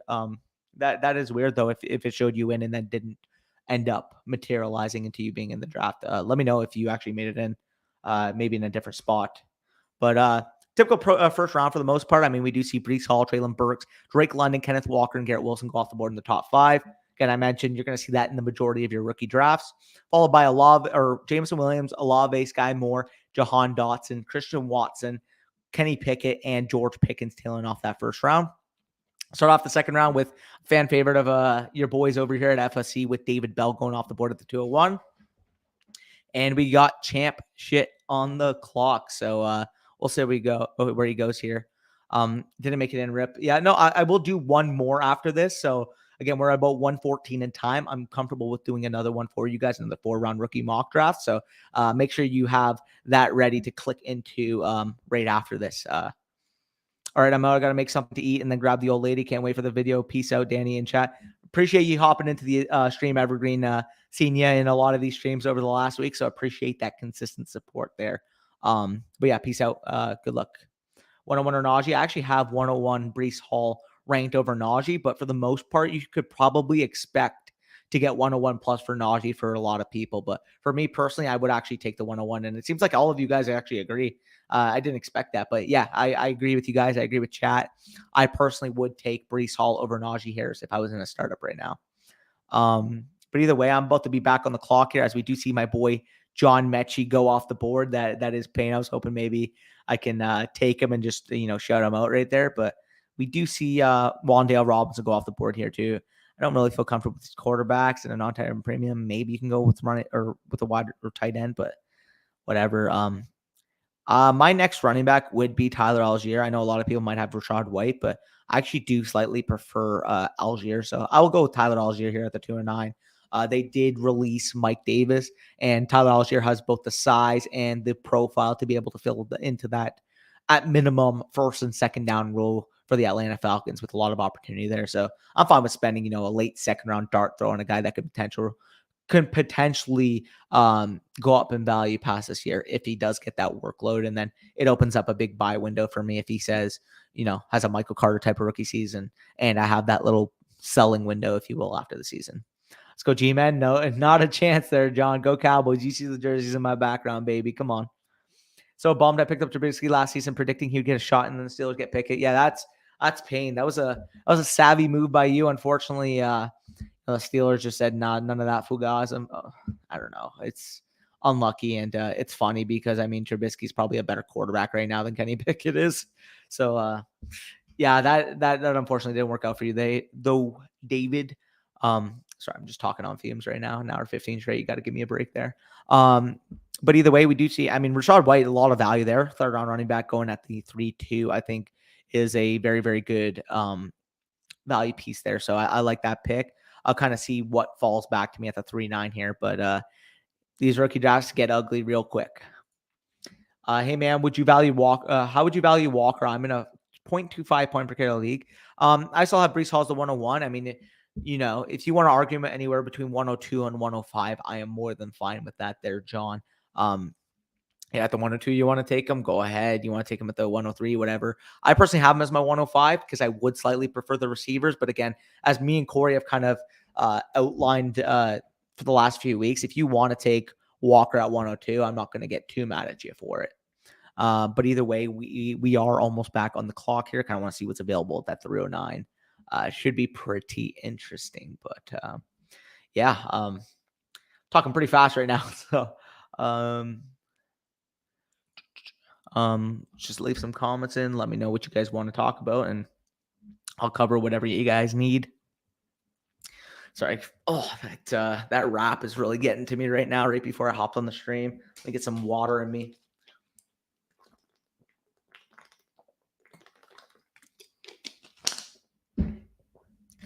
We do see John says, I have the 101 and the 103. Don't know what to do. 101, easy. Go Breece Hall. 103. If you want to take Walker there, I'm not going to bat an eye there, but make sure that 101, if you're taking anybody, if you're not trading the pick, is allocated towards Breece Hall there, John. Drew Lock or Geno Smith worth a pickup? I think I would prefer Drew Lock over Geno Smith, simply because he's young and he's got quote-unquote upside comparatively to Geno Smith. So I personally would prefer him. And 309, I actually do. Oh, it's between Dulcich and Howell. I went Dulcich in a recent rookie draft, so I'm going to spice up. I'll go Sam Howell. Typically, you don't like seeing, fifth-round quarterback go at the 309, but in this draft class, I'm more than fine with taking a guy I actually had as my quarterback too, from a fantasy perspective coming into the draft. Howell's a good player. If he gets opportunity, when struggles, there could be a little bit of a Davis Mills-esque selling window after the season if he's expected to be, into that starting role. Ed, you are Bush. Who's a better fantasy player? That answer is going to completely change depending on if you ask me or Corey. He's more of a redraft guy. I'm more of a dynasty guy is how I would view it. He really enjoys that trading aspect of a week-to-week basis from a redraft standpoint. A lot of people will overreact over a peak or floor type of output game from a person. He's really good at that. And I feel like I'm really good at understanding the dynasty market and understanding relative value to production. So I think I personally would have the edge in the dynasty perspective, and he's more of the redraft guy. So that's how I would answer it from an unbiased perspective. You guys in the comments can let us know if you agree with that assessment. Where you see James Cook and Rashad White going. So James Cook, Buffalo Bill, he's probably going to figure into that late first, early second round area in most drafts. Because you felt to the 204 here, that's a lot later than I usually see him. I've seen him anywhere from like the 109. I've seen a couple drafts like the 106 where I can't advocate him anywhere in the first round. But if you want to spend, an early to mid second round pick on a guy that should have insulation in terms of situation with that Buffalo offense, I am fine with that.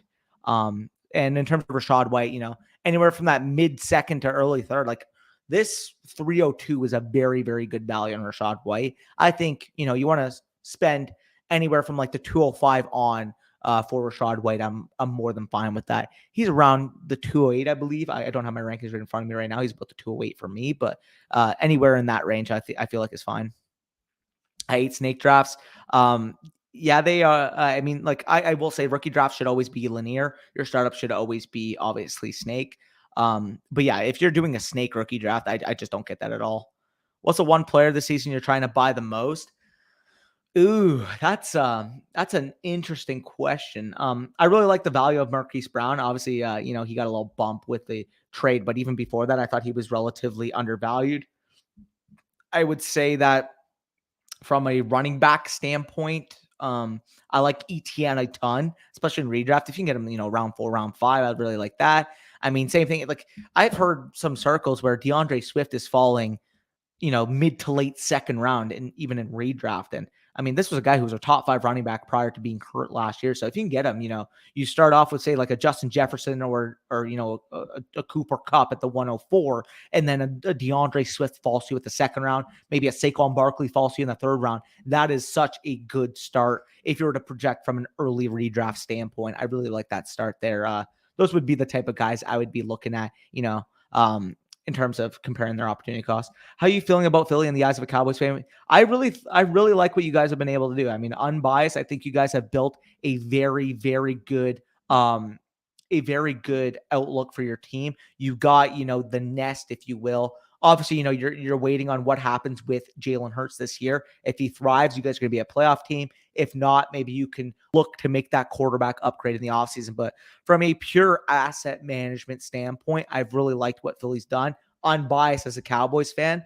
And if I were to project the playoffs, I mean, I'm still going to have the Cowboys ahead of you guys because the way I look at it, Dak Prescott versus Jalen Hurts is going to ultimately be what it comes down to. And again, even as an Eagles fan, you could admit you're taking Dak Prescott there 100 times out of 100. So I personally would have the Cowboys about the, 11-6, 12-5 type of area. Maybe Philly at that 10-7 type of area in that 6 seed. I think would be very appropriate. And obviously next year, if you guys, make a splash, maybe Kyler Murray's not happy. Maybe, you guys can trade up for a CJ Stroud, Bryce Young type, maybe, another veteran, great quarterback, elite quarterback becomes unhappy in a spot. The Eagles have a lot of capital to be able to pounce on that. Or, I mean, as I mentioned, Jalen Hurts meets his potential and you're looking at a bunch of extra capital to build around him. So either way, no matter how it works out, the Eagles should be in a very, very good spot next year on. But either way, I'm on the clock here and it's not really much overall. Like I'm just going to take Jake Ferguson just to, go Cowboys. And I think he could be potentially the Dalton Schultz replacement next year and on. So I don't mind mixing that in.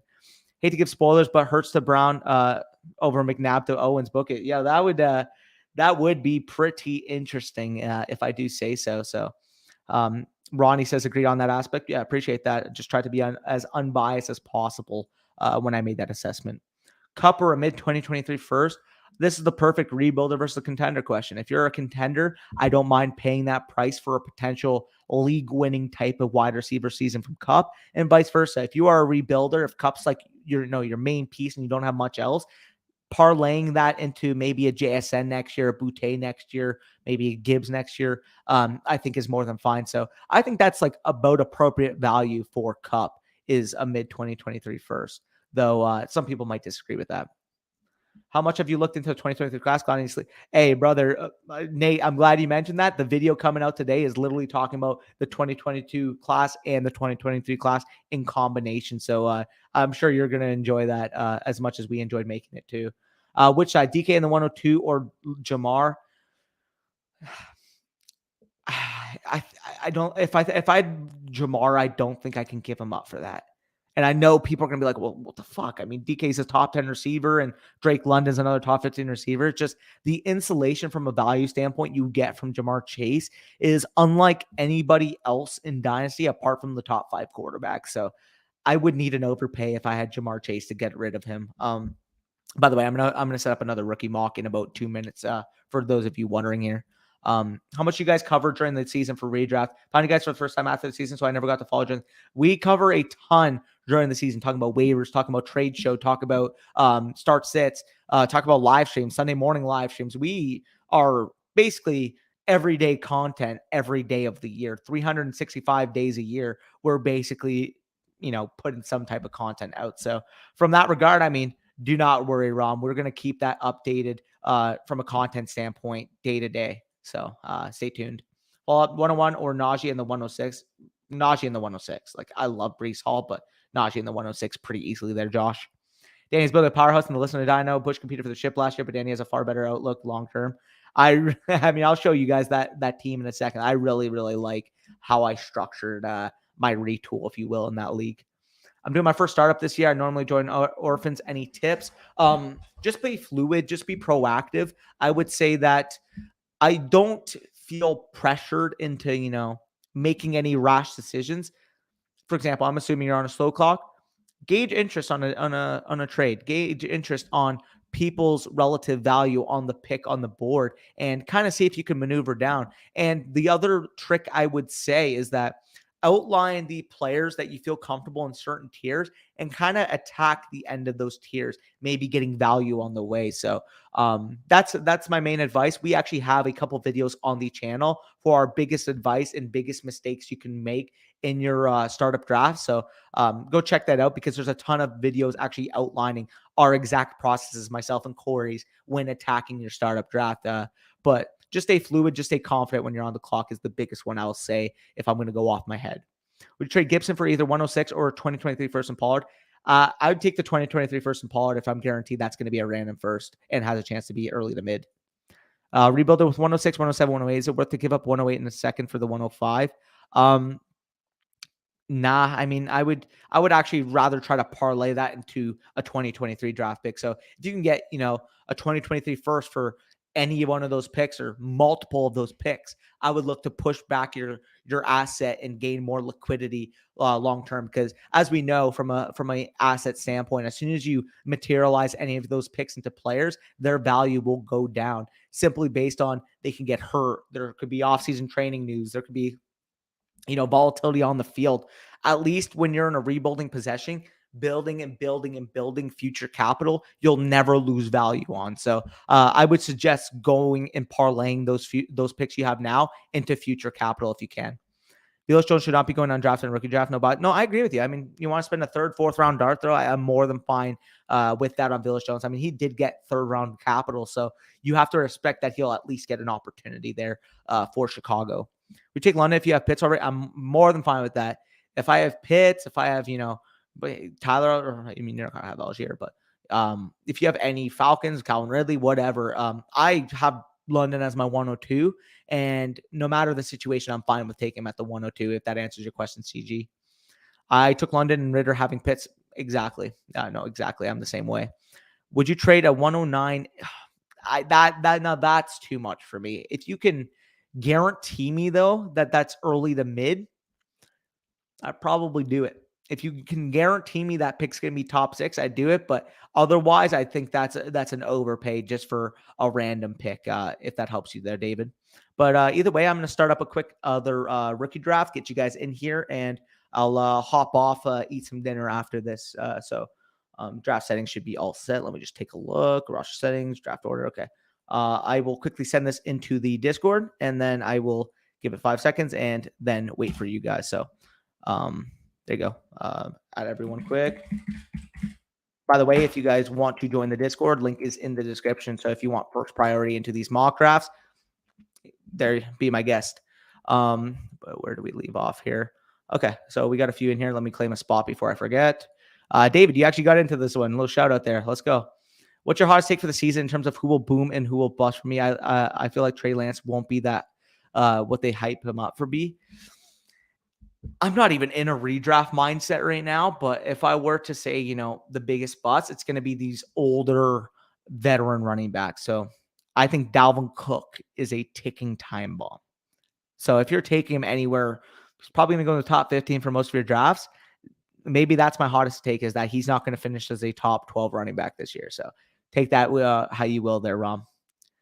Who's your favorite Cowboy of all time? Mine is Bill Bates, and I'm a Commanders fan. As a Cowboys fan, again, I'm a little younger. I was born in 2000, so I didn't get to see the prime 1990s for that team. When I first started watching and really enjoying the Cowboys, my favorite player was Demarcus Ware, obviously drafted in 2005, ended up having a Hall of Fame-ass career, got robbed of being first ballot, by the way. I'm not even going to get into that, but I would say the Demarcus Ware era, Jason Witten, Tony Romo was when I first really fell in love with the team. So those would be my favorite guys. I would say Demarcus Ware would lead that group, though. What do you think of Dobbins in the upcoming season? He's a volatile player. Obviously, again, with Baltimore expected to go to more of a run-heavy approach. Obviously, Marquise Brown expected out or asked for a trade out. And we've been hearing a lot of rumblings that they want to get back to the ground and pound that made Baltimore the team that they were in the last couple of years. I want to see, or the main question I have is I want to see how involved he is as a wide receiver, or not as a wide receiver, as a receiver of the backfield. That would be my main question. Thomas, I'm fine with taking him, anywhere in the top 15 running backs in redraft this year, but he's probably about a 4th, 5th round type of pick for me, in my opinion. Who's your favorite fantasy player of all time? That is a good question. I mean, Christian McCaffrey led me to a championship. So, a couple championships, but that would be one that I really liked. I really liked prime Dez Bryant. Again, I'm a little biased there, but I still remember his 2014 season put up, I want to say 1370 and 16 touchdowns. You guys can fact check me right now, but 2014 Cowboys, the same team that lost the divisional round when Dez did caught it and they rolled it to the drop. That would be one of my favorite memories. I will say 2016, Jordy Nelson was an absolute monster, led me to a championship in one of my leagues. He was a beast. A lot of fond memories. Obviously, again, you guys remember the prime Ezekiel Elliott days, Le'Veon Bell days. I mean, those guys were absolute freaks of nature, and mostly my time, my era, because again, I started mostly getting into fantasy about the time I was, 12, 13, 14. Obviously a couple free leagues more so when I'm 12, not really as focused, but I started really getting focused about the time I was 14. And again, that was like the prime Dez area, the prime Demarcus Thomas area. Those type of guys were really, really coming onto the scene as dominant faces in fantasy football. Also, by the way, I'm going to post this in the YouTube comment section. There are 3 spots here, and I expect those spots to be filled up in 2 seconds. So hop in, lads. Jamal Charles, fantasy go for me. Big facts. CMC, yeah, dude, he was quite literally a league winner on his own right, worth probably as much value as any other 2 players in fantasy in that stretch. So big shout out there because he was amazing. Yeah, no, Dez Bryant was a beast. I mean, any time you can get 16 touchdowns and about 1,400 yards from your receiver, I mean, he's going to give you a very, very good chance to compete. But either way, I'm going to randomize this draft order, get this thing rolling. We do see the boy Sexy Pats, big shout out down there working at the BGG studio now. So I want to give my boy their Sexy Pats a big shout out. And I figured, he loves his running backs. He got pretty solid at consensus 101. Jared's definitely licking his chops making that pick. So little shout out there. LaDainian Thompson, my favorite. Yeah, I'm gonna keep it a buck. I mean, that was even before my time. I think. 2006 season when he was as dominant as he was. I mean, I was 6 years old, so I didn't even know what fantasy football was at that point. But hearing the stories about how dominant LaDainian Tomlinson was is very, very eye opening for me because everything we know about in my area and my generation about Christian McCaffrey. I mean, LaDainian Tomlinson was doing that heck even more in his area. I mean, talk about that season was phenomenal. What should I trade Derrick Henry for? I'll tell you right now, if you can get a 2023 first for Derrick Henry, you smash that right now there, Matthew. Say, you're in a more redraft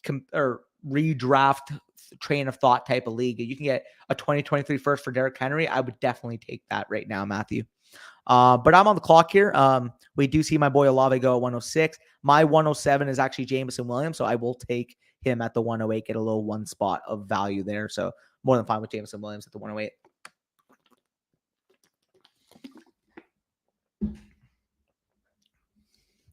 But so far, rookie draft order, we do see Breece Hall, Drake London, Kenneth Walker, Garrett Wilson, and Treylon Burks. Your typical top 5, as I kind of mentioned in the last draft, you're going to see that in literally like 99% of your leagues for the most part. Followed by Olave, Pickett, Jameson Williams, Sky Moore, Christian Watson, and I'm assuming some type of combination, most likely of maybe Pickens, Dotson, Cook, or Bell. Yeah, Dawson goes here, and then I would assume one of the others, Cook, goes there. Also, I fucking said it on oh, man, that's my bad. I said it on a snake by accident. Can I change it? No, I can't. All right, we're going to have to do a snake draft. Sorry. I'm just going to type in my bad. Said snake by accident.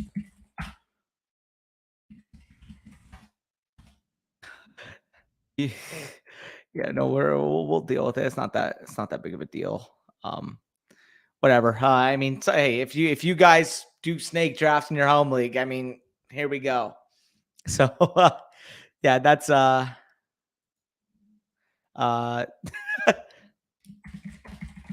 Dick, I'll do one more.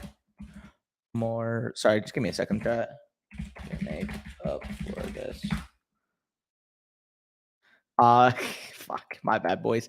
Well, what tier of wide receiver could I get for Mac Jones? I mean, if you can get like Devontae Smith's getting, soured down a lot right now. Same thing with Elijah Moore. If you can get that type of wide receiver for Mac Jones, that's what I'd be looking for. And Josh, yeah, big pain. That's my bad there. I did not mean to set it there. Yeah, Cook and Pickens, that's a pretty decent start there. I'm not going to say anything about who's available, but champ shit, I mean, take whoever you want here. And oh, you watch too much FSC, brother. Great pick. I was hoping he would fall back to me. We do also see Dameon Pierce go, wide receiver. I'm going to get my boy John Mechie. I mean, like I kind of talked about it, but I wanted at least one excuse to talk about him because, I mean, I think all of you have heard me say at nauseum at this point that I played with this guy, but hey, now I got a share of him in a mock draft, even though it's a little Fugazi snake mock draft, if you will. But yeah, keep some comments rolling in the chat, and I'll get to them. I'm gonna take a quick drink of water though, because my throat is dry as hell.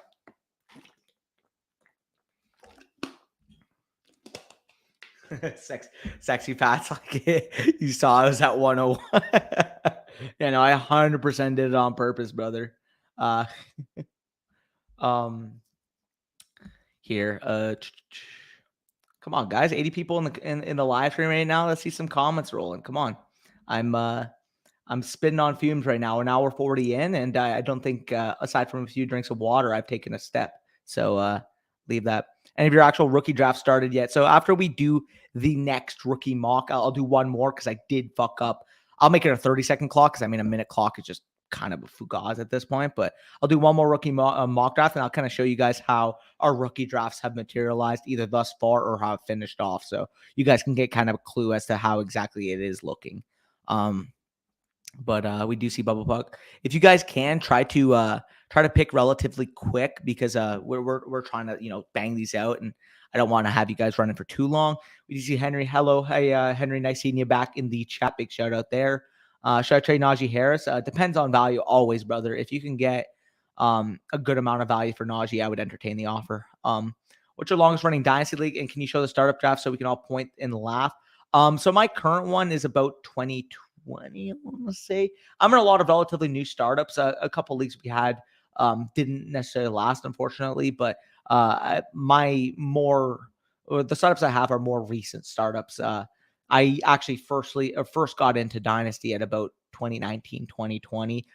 Spent a lot of time researching, spent a lot of time learning, spent a lot of time gaining experience. And now I feel very, very confident in being able to give you guys as much advice as I possibly can because I have done the work, I have done the research, and I have put myself into a position to really understand how the market kind of flows from a Dynasty perspective. So, I do all that work for you guys, so you don't have to do as much. Dynasty best ball startup went Burrow, Waddle, Hill, Tua for first 5 thoughts. I think that's a pretty good start there, Joshua. Now, those are only 4 names there, so I'm curious who. Oh, you got Pitts too. Okay, yeah, that's a phenomenal start there. So you're talking about Waddle in the 3rd, Hill in the 4th, 2 in the 5th, as well as Pitts in the 2nd. That's a good start there, Josh. Yeah, my longest year is 4 years, and looking back, the startup is, dude, it is fun looking back, and we will do some, kind of videos throughout the offseason, kind of giving you guys some insight like that. So it should be fun. Would Jameson be wide receiver 1 without his torn ACL? He would not for me.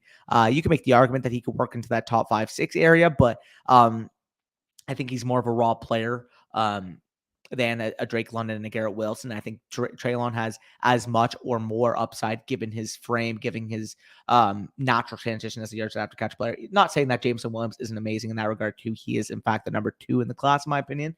But Treylon Burks, size perspective, yak perspective, situation perspective, it is tough to ignore that he basically got married into the perfect spot that he could to fulfill his ceiling, which, as I said, pre-draft was an AJ Brown style type of player. And oddly enough, he goes into the situation that nurtured AJ Brown. So I love Treylon Burks. 1 quarterback, CD and Dak, or Mahomes in 106. I would personally go with CD and Dak there, Phil, pretty easily. I'm a rebuilder. Should I trade Kirk? He's 25. Yeah, if you can get, if you can turn Kirk in a 2nd into a 1st, maybe, or maybe you can get, Kirk for a 2nd and a 3rd, or 2023 2nd and 3rd. That's what I would be looking to do there, Nicholas. First year Dynasty player trade, Mike Evans in a 1st for AJ Brown in a 3rd before the trade. Thoughts? Thanks. That's about appropriate value, I would say, for AJ Brown there, Kyle. I think that's a pretty decent deal both ways. Thoughts on the 109 and 111 for the 107? It's 1 quarterback. What do you need on top of the 107? If we're talking 1 quarterback, so that nets you into the, that actually still puts you in the same tier. I personally wouldn't do that because I think 109 is very, very close to 107 as it is. Again, if you wanted to do that get the 203 back. Oh, fuck, I got auto picked. That's my bad. I didn't realize I was on the clock. Here, where is auto pick? Fucking hell. Okay, you guys are seeing that. If it's late, it's fine. Yeah, no, I agree. But in terms of that trade, though, I wouldn't feel pressed to trade up because I'm more than fine with any of my top 9 players on the board, and they're pretty interchangeable for me. Leo. Sorry, I got to catch up on Twitter in a second.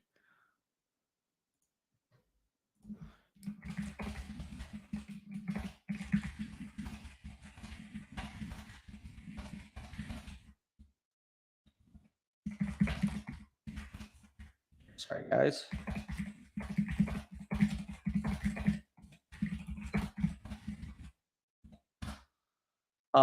Here, we're all good. 70 people currently in the chat. I'm about to be back on the clock here after that garbage, Kyron Williams pick at the 308, especially with Dolchich and Howell off the board. Yuck. I'm going to go 2nd round receiver here. Tyquan Thornton should not be a 4th round pick. I didn't think he was a great prospect, but 51st or 50th overall draft capital, landing in a situation that could utilize his size and speed on the outside there. I think he could be a very good fit at that 405 spot. Getting him at the 405, I think is a steal. What should I try and get for Tyreek Hill? I'd be like, again, if you can get a 1st this year and a 2023 first, maybe that's pushing it, but maybe, you're a more redraft centric type of league and you can get, a 2023 1st and a late 1st this year for like Tyreek Hill and a mid 2nd. I'd be looking to do that type of move if you're trying to get younger. Hold my boy. What you mean? Trade up to get 102, give up 111, 112, and 201. I'm all set at wide receiver in Dynasty PPR. So basically that would be Drake London in exchange for what? David Bell, maybe Jahan Dotson, and James Cook. I'm fine with going up and getting the stud there, Ricky. I'm fine with making that move. Mid 22 first versus late 23 first. They're about relatively similar value. I would say, Matthew, that's a good question. I would say that they're about relatively similar value. You guys will see that comparison side to side in today's video. Need a running back? First of all, you don't need anything. at this portion of the offseason. So I'm just going to say that right now. But if you value Walker there too, that's fine. I personally would take London, but I wouldn't kill you for taking Kenneth Walker at the 102 personally. I will do another one. I'll make sure this is a linear, and I will make sure these are 30-second clocks so we can get this rolling quickly, and then I can show you guys what's going on in a couple of my startups, and we will wrap it up here. So I will do this. Boom. Everyone. Okay, I leveled up to level 17. Okay. Sure. I didn't even realize that was a thing. Let me make sure I get a draft spot. I will send this in the chat. You guys join up, and boom, we are ready to go. Here. I value Walker there. I do that trade. Yeah, again, if you have Walker as the 102, that would be more than fine there. We do see 2 spots left in this mock, so make sure you get in here. We did, in fact, set this up as a what's it called? We filled here. I will go draft order, randomize, boom. Fletsky gets the 101. Wow, I never see that. Fletsky loves it. Walker Stonks rising. Woohoo, I'm in this one. Yes, sir. You got the 104 as well. That's a very nice spot to be in there. But we do see Fletsky on the clock here. 30-second clocks. Keep that in mind. So you have guys kind of have less time to make your decision. So be wary of that. I'm assuming he just can go Breece Hall. Come on, Fletsky. You don't have to run on the clock. Put the card in. Let's go, brother. You entertained some trade offers. There we go. He just wanted to add that sheer entertainment value. I respect it. Judoyo got the 12. That's pain. We do see Burks, Walker, London, Wilson go off the board. The typical top 5.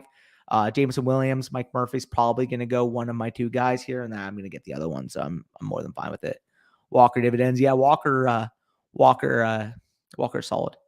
We do see Sky Moore go here. So like I said, I was just going to go one of the 2 guys. The other guy, Chris Olave, falls here. You know, you analytics people want to talk about that he didn't declare early, but I mean, he is the exact same age as Garrett Wilson. So keep that in mind.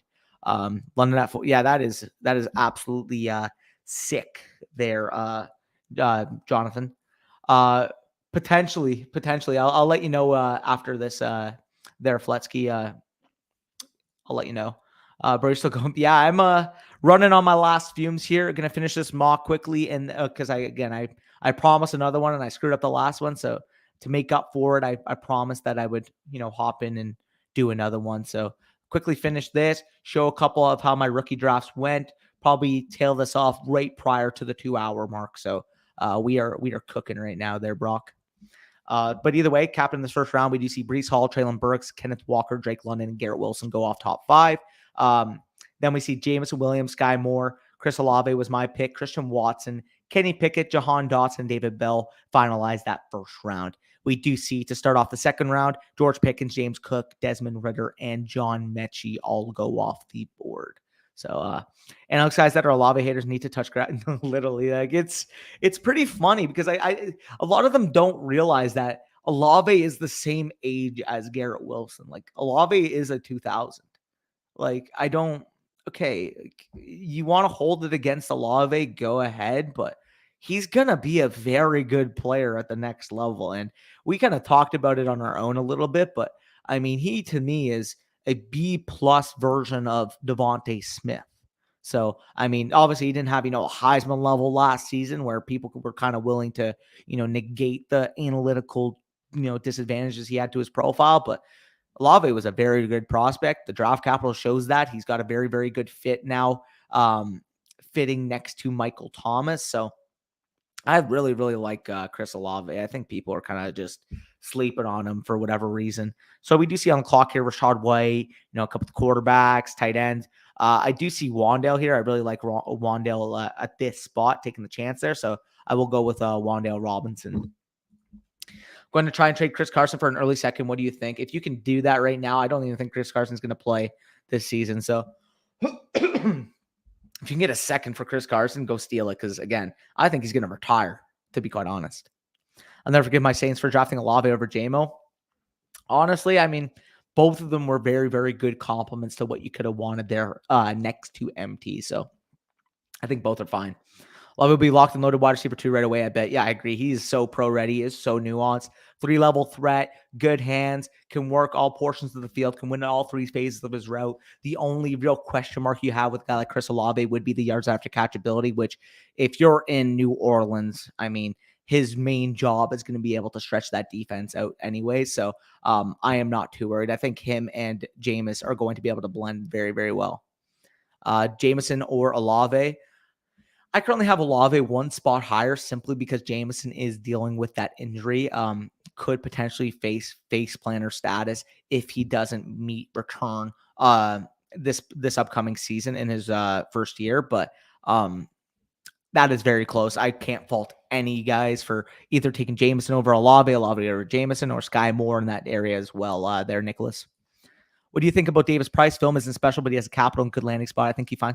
I am more than fine with taking, a 3rd round, 4th round type of dart throw on Davis Price. He's currently a mid-3 for me in my rookie ranking. So if you want to take a dart throw, obviously we know the volatility of the situation that San Francisco typically doesn't care about when you were taken, how much you're paid, how successful you were the year before. They were always going to play the player that gives them the best chance to win at that certain circumstance. So I don't mind Davis Price. Actually, he might be my pick right here. Yeah, let's mix in a little. Oh no, he does go. So big yikes. Do I want to go Dulcich this time, or do I want to go with the Sam Howell? I went Sam Howell last time. Let me mix in a little Greg Dulcich. I think he's got a lot of opportunity there in Denver. Very nuanced player. Lands there at the early portion of the 3rd round. I think he can flat out beat out Albert Okwuegbunam either this year or next year. So I like Dulcich there, a younger player comparatively to a lot of the tight ends in this class. Alec and all 3 rookie drafts. That's your boy, eh? I mean, there you go. But remember that one guy in Discord? Yeah. Just two 10-man super flex rookie drafts, $40 buy-in. Got 106 steal. Traded 206 for Knox and 304. Fine with that. Took Corral 304. Traded 306 for. Yeah, it looks like you absolutely smashed that draft, and you're able to mix in, a little bit of a meme with Tim Tebow at the end. So A+ there, Michael. What's the earliest you would take Rashad White? I think mid-second, about where, I think that's a pretty good value for him. I'd be fine with him, anywhere that 2.4, 2.5 area on their Connor. I think he's got a lot of upside there. 3rd round draft capital. He does have a lot of receiving chops. Lands in one of the best insulated offenses for the near term with the Tampa Bay Buccaneers, and you are getting contingent both value as a flex play, given maybe he earns a role in the receiving game. And obviously, if anything were to happen to Leonard Fournette from a volatility standpoint, he can step in right away, get insulated into a top offense, and maybe be a Alexander Madison type of replacement for obviously when Cook's missed time, what Madison's been able to do. I can see Rashad White being that if Fournette were able to miss time. So I don't mind spending a mid-second on him at all.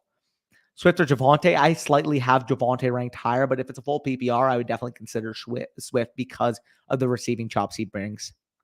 $50 buy-in, traded 106 and 206 in Deontay for 101, 311 in Evans. So call Mechie, Algier, Davis. Yeah, I think you did a good job there as well, Michael.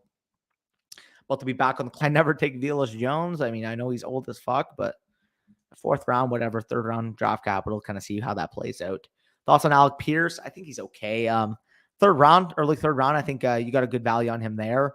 That's probably his area, late 2, early 3, I would say, for Pierce. So glad to be done with slow drafts. LMAO. Yeah, I feel you there.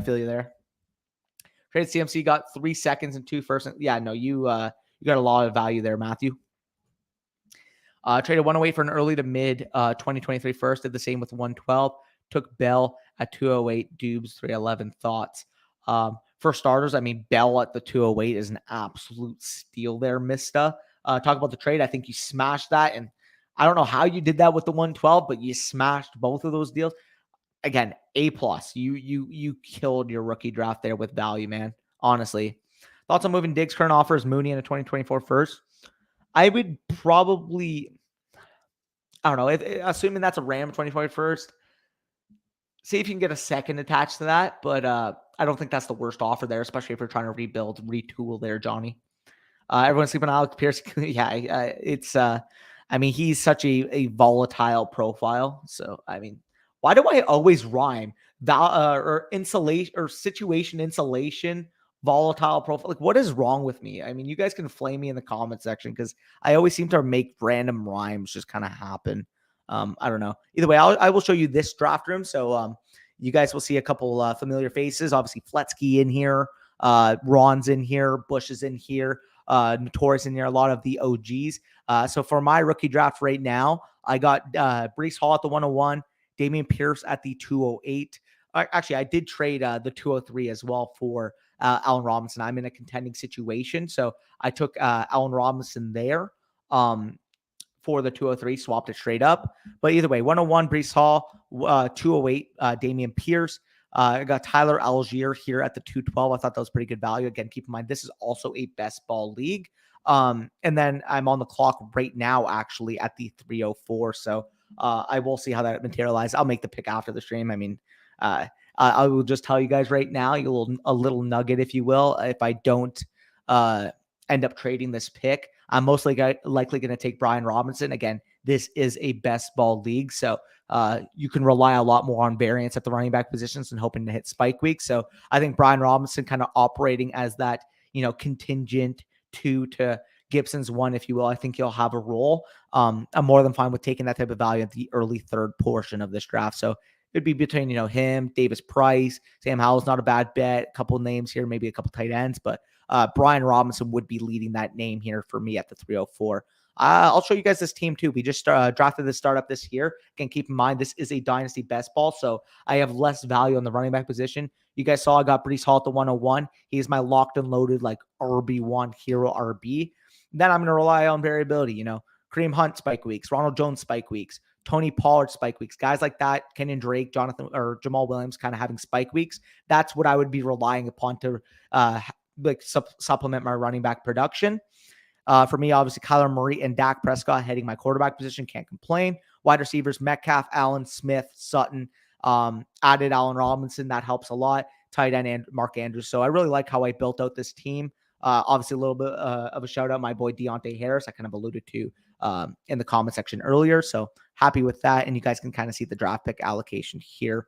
Going to the listener league, I mean, I'll show you my draft here. I hope you guys don't get too upset here because it's a lot. But basically, I was able to come away with Breece Hall, Drake London, Kenneth Walker, David Bell at the 112, James Cook at the 202. And then was able to supplement tight end value with McBride and Dulcich here at the 311. So really like how I built out that team. You guys will see the team here, but Allen, Hall, Walker, Chase, London, Fant, Bateman, Elijah Moore, Justin Herbert, Watson, Cook, James White, picked up Abram Smith. I thought he had a little opportunity. Elijah Mitchell, you guys can see the rest there. David Bell, Claypool, Gallup, guys like that. And then obviously these tight ends, not much here. And then I have 4 firsts next year. So I'm pretty happy about the spot I have here. I'll catch up on a couple comments and then I can show you my final draft that just finished, as well as the start of the Tone Setter Patreon draft. We're about midway through the second round. I'll show you guys how that's kind of worked out so far. I'm awaiting this answer. Pittman, pick 108, pick 207, and Sanders for pick 111, 27, Kevin, and 26. Give me the pick 1 side there, Scott. I like that. I don't hate this rookie draft I got. Yes, sir. Give me Tolbert over Pierce. I would also slightly prefer Tolbert. I really like that situation he has in Dallas, operating as that pseudo Michael Gallup, doppelganger, if you will. He's got a lot of similarities to Gallup in that he can play inside, he can play outside, he can supplement that third wide receiver and those 3 wide receiver sets that Dallas loves to run. So not to mention, I mean, if Gallup misses the first couple games, I feel like Tolbert can give you some very valuable reps on the outside, giving his sides, given his speed, given his ability on the boundary. So I really, really like that Tolbert pick, both from an NFL fit as a Cowboys fan, also as a fantasy fit, because I think he contributed right away. That entered before I finished. Yeah, it was nuts. 112 wanted to do 209, 23. Yeah, no, you stole that there, mister. You're a rapper in another life. Yeah, I'm talking on fumes right now. I'm just spitting. Boring take. Pierce has bad production. Isn't a good route runner. Fun take. Very, very, very true. Big man, run fast, jump high. Am I right? Taking A-Rob all day for the 203. Yeah, I was pretty happy, especially being in a contending situation to get Allen Robinson there. What's your favorite third round value? Third third round value. I mean, if we were looking at that let's just go back right to the draft and take a look. Well, I mean, I really like, again, if you can get Trey McBride in the third round, I think that's a very good value. So I really like that pick. I really like Jalen Tolbert going here. Khalil Shakir is definitely interesting. Those would be the main guys here. I also do like Dulcich. I think, again, as I mentioned, he can contribute right away for a Denver team that could use his pulse at the 10 position. Was it a win now situation last year in Dynasty, won my championship? Cost was every pick minus 407, 412. Any names to keep an eye on in that? I mean, I'll just go right back here, show you guys that. In terms of late values at that point, I would be looking at, I mean, any of these guys for the right price. Velus Jones obviously got picked. Wouldn't mind that. Keontae Ingram is a very, very good one.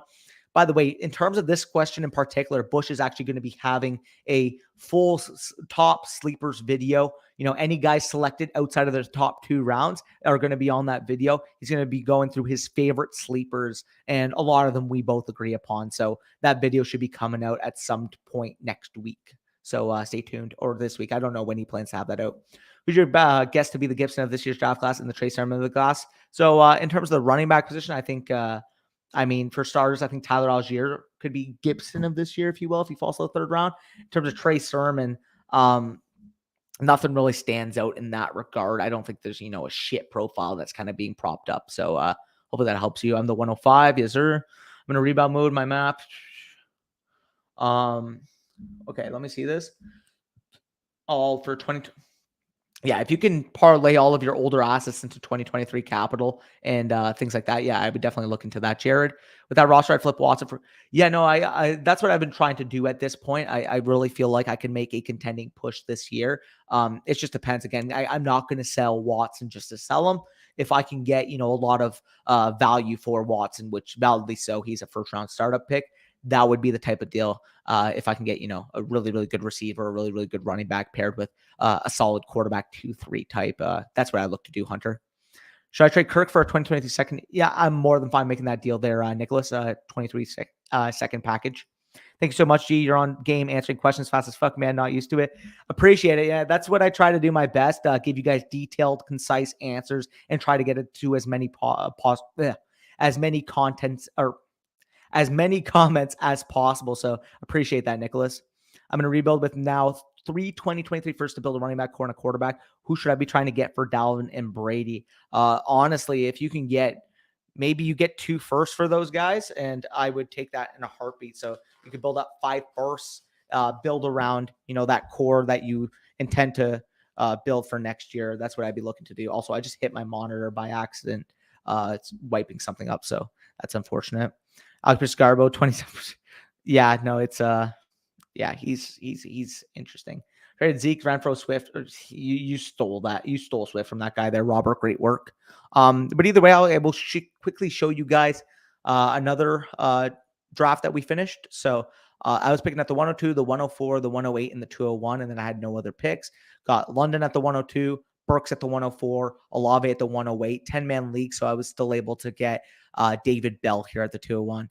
I really, really want to sell the 108 and 201 into potentially future 2023 capital, but this league, I'm not even going to get into it, but nobody was checking their phones. Nobody was answering when I was sending the trade offer. So it was frustrating to deal with. But either way, from an overall package result standpoint, very, very fine with adding these stud receivers to my team. And then I'll quickly show you guys the start of the startup, and then I will probably tap out here about the 2-hour mark. So we do see Jalen Hurts. I was hoping he'd maybe fall back to us. So that is pain. We also see, oh my God, you guys are sniping us left, right, and center, boys. Come on. But myself and Corey are co-owning this team. We have the 104, went with Lamar Jackson, 6-point passing touchdown, 1.5 tight end premium in this league. So either way, pretty typical draft so far. That wide receiver core has Waddle, basically nothing besides Dalvin and CH. Yeah, no, I definitely keep parlaying that into future capital. You kind of mentioned that a lot of people in your league are win now. So, I mean, outlined by the deals you made, if you can get, 2, 3 firsts or however you can net from somebody, even if it's 2024 capital as well, I would definitely look to do that. But either way, my voice is dying. Been talking nonstop for the last 2 hours. If you guys enjoyed the stream, please leave a like down below. Once the stream is fully finalized into a video that you guys can go back and rewatch, comment whatever you want. It helps us a lot in the YouTube algorithm. We are on the way to 11,000 subscribers. As always, appreciate you guys for the support, ongoing support that you guys have been showing. Do you Godwin or London if you're a contender? I am taking London still. I need more value if I was going to move off of London for Godwin. But either way, going to wrap up the stream. I'm going to quickly show my Twitter. If you guys have any questions, you want to DM me on Twitter. My DMs are always open.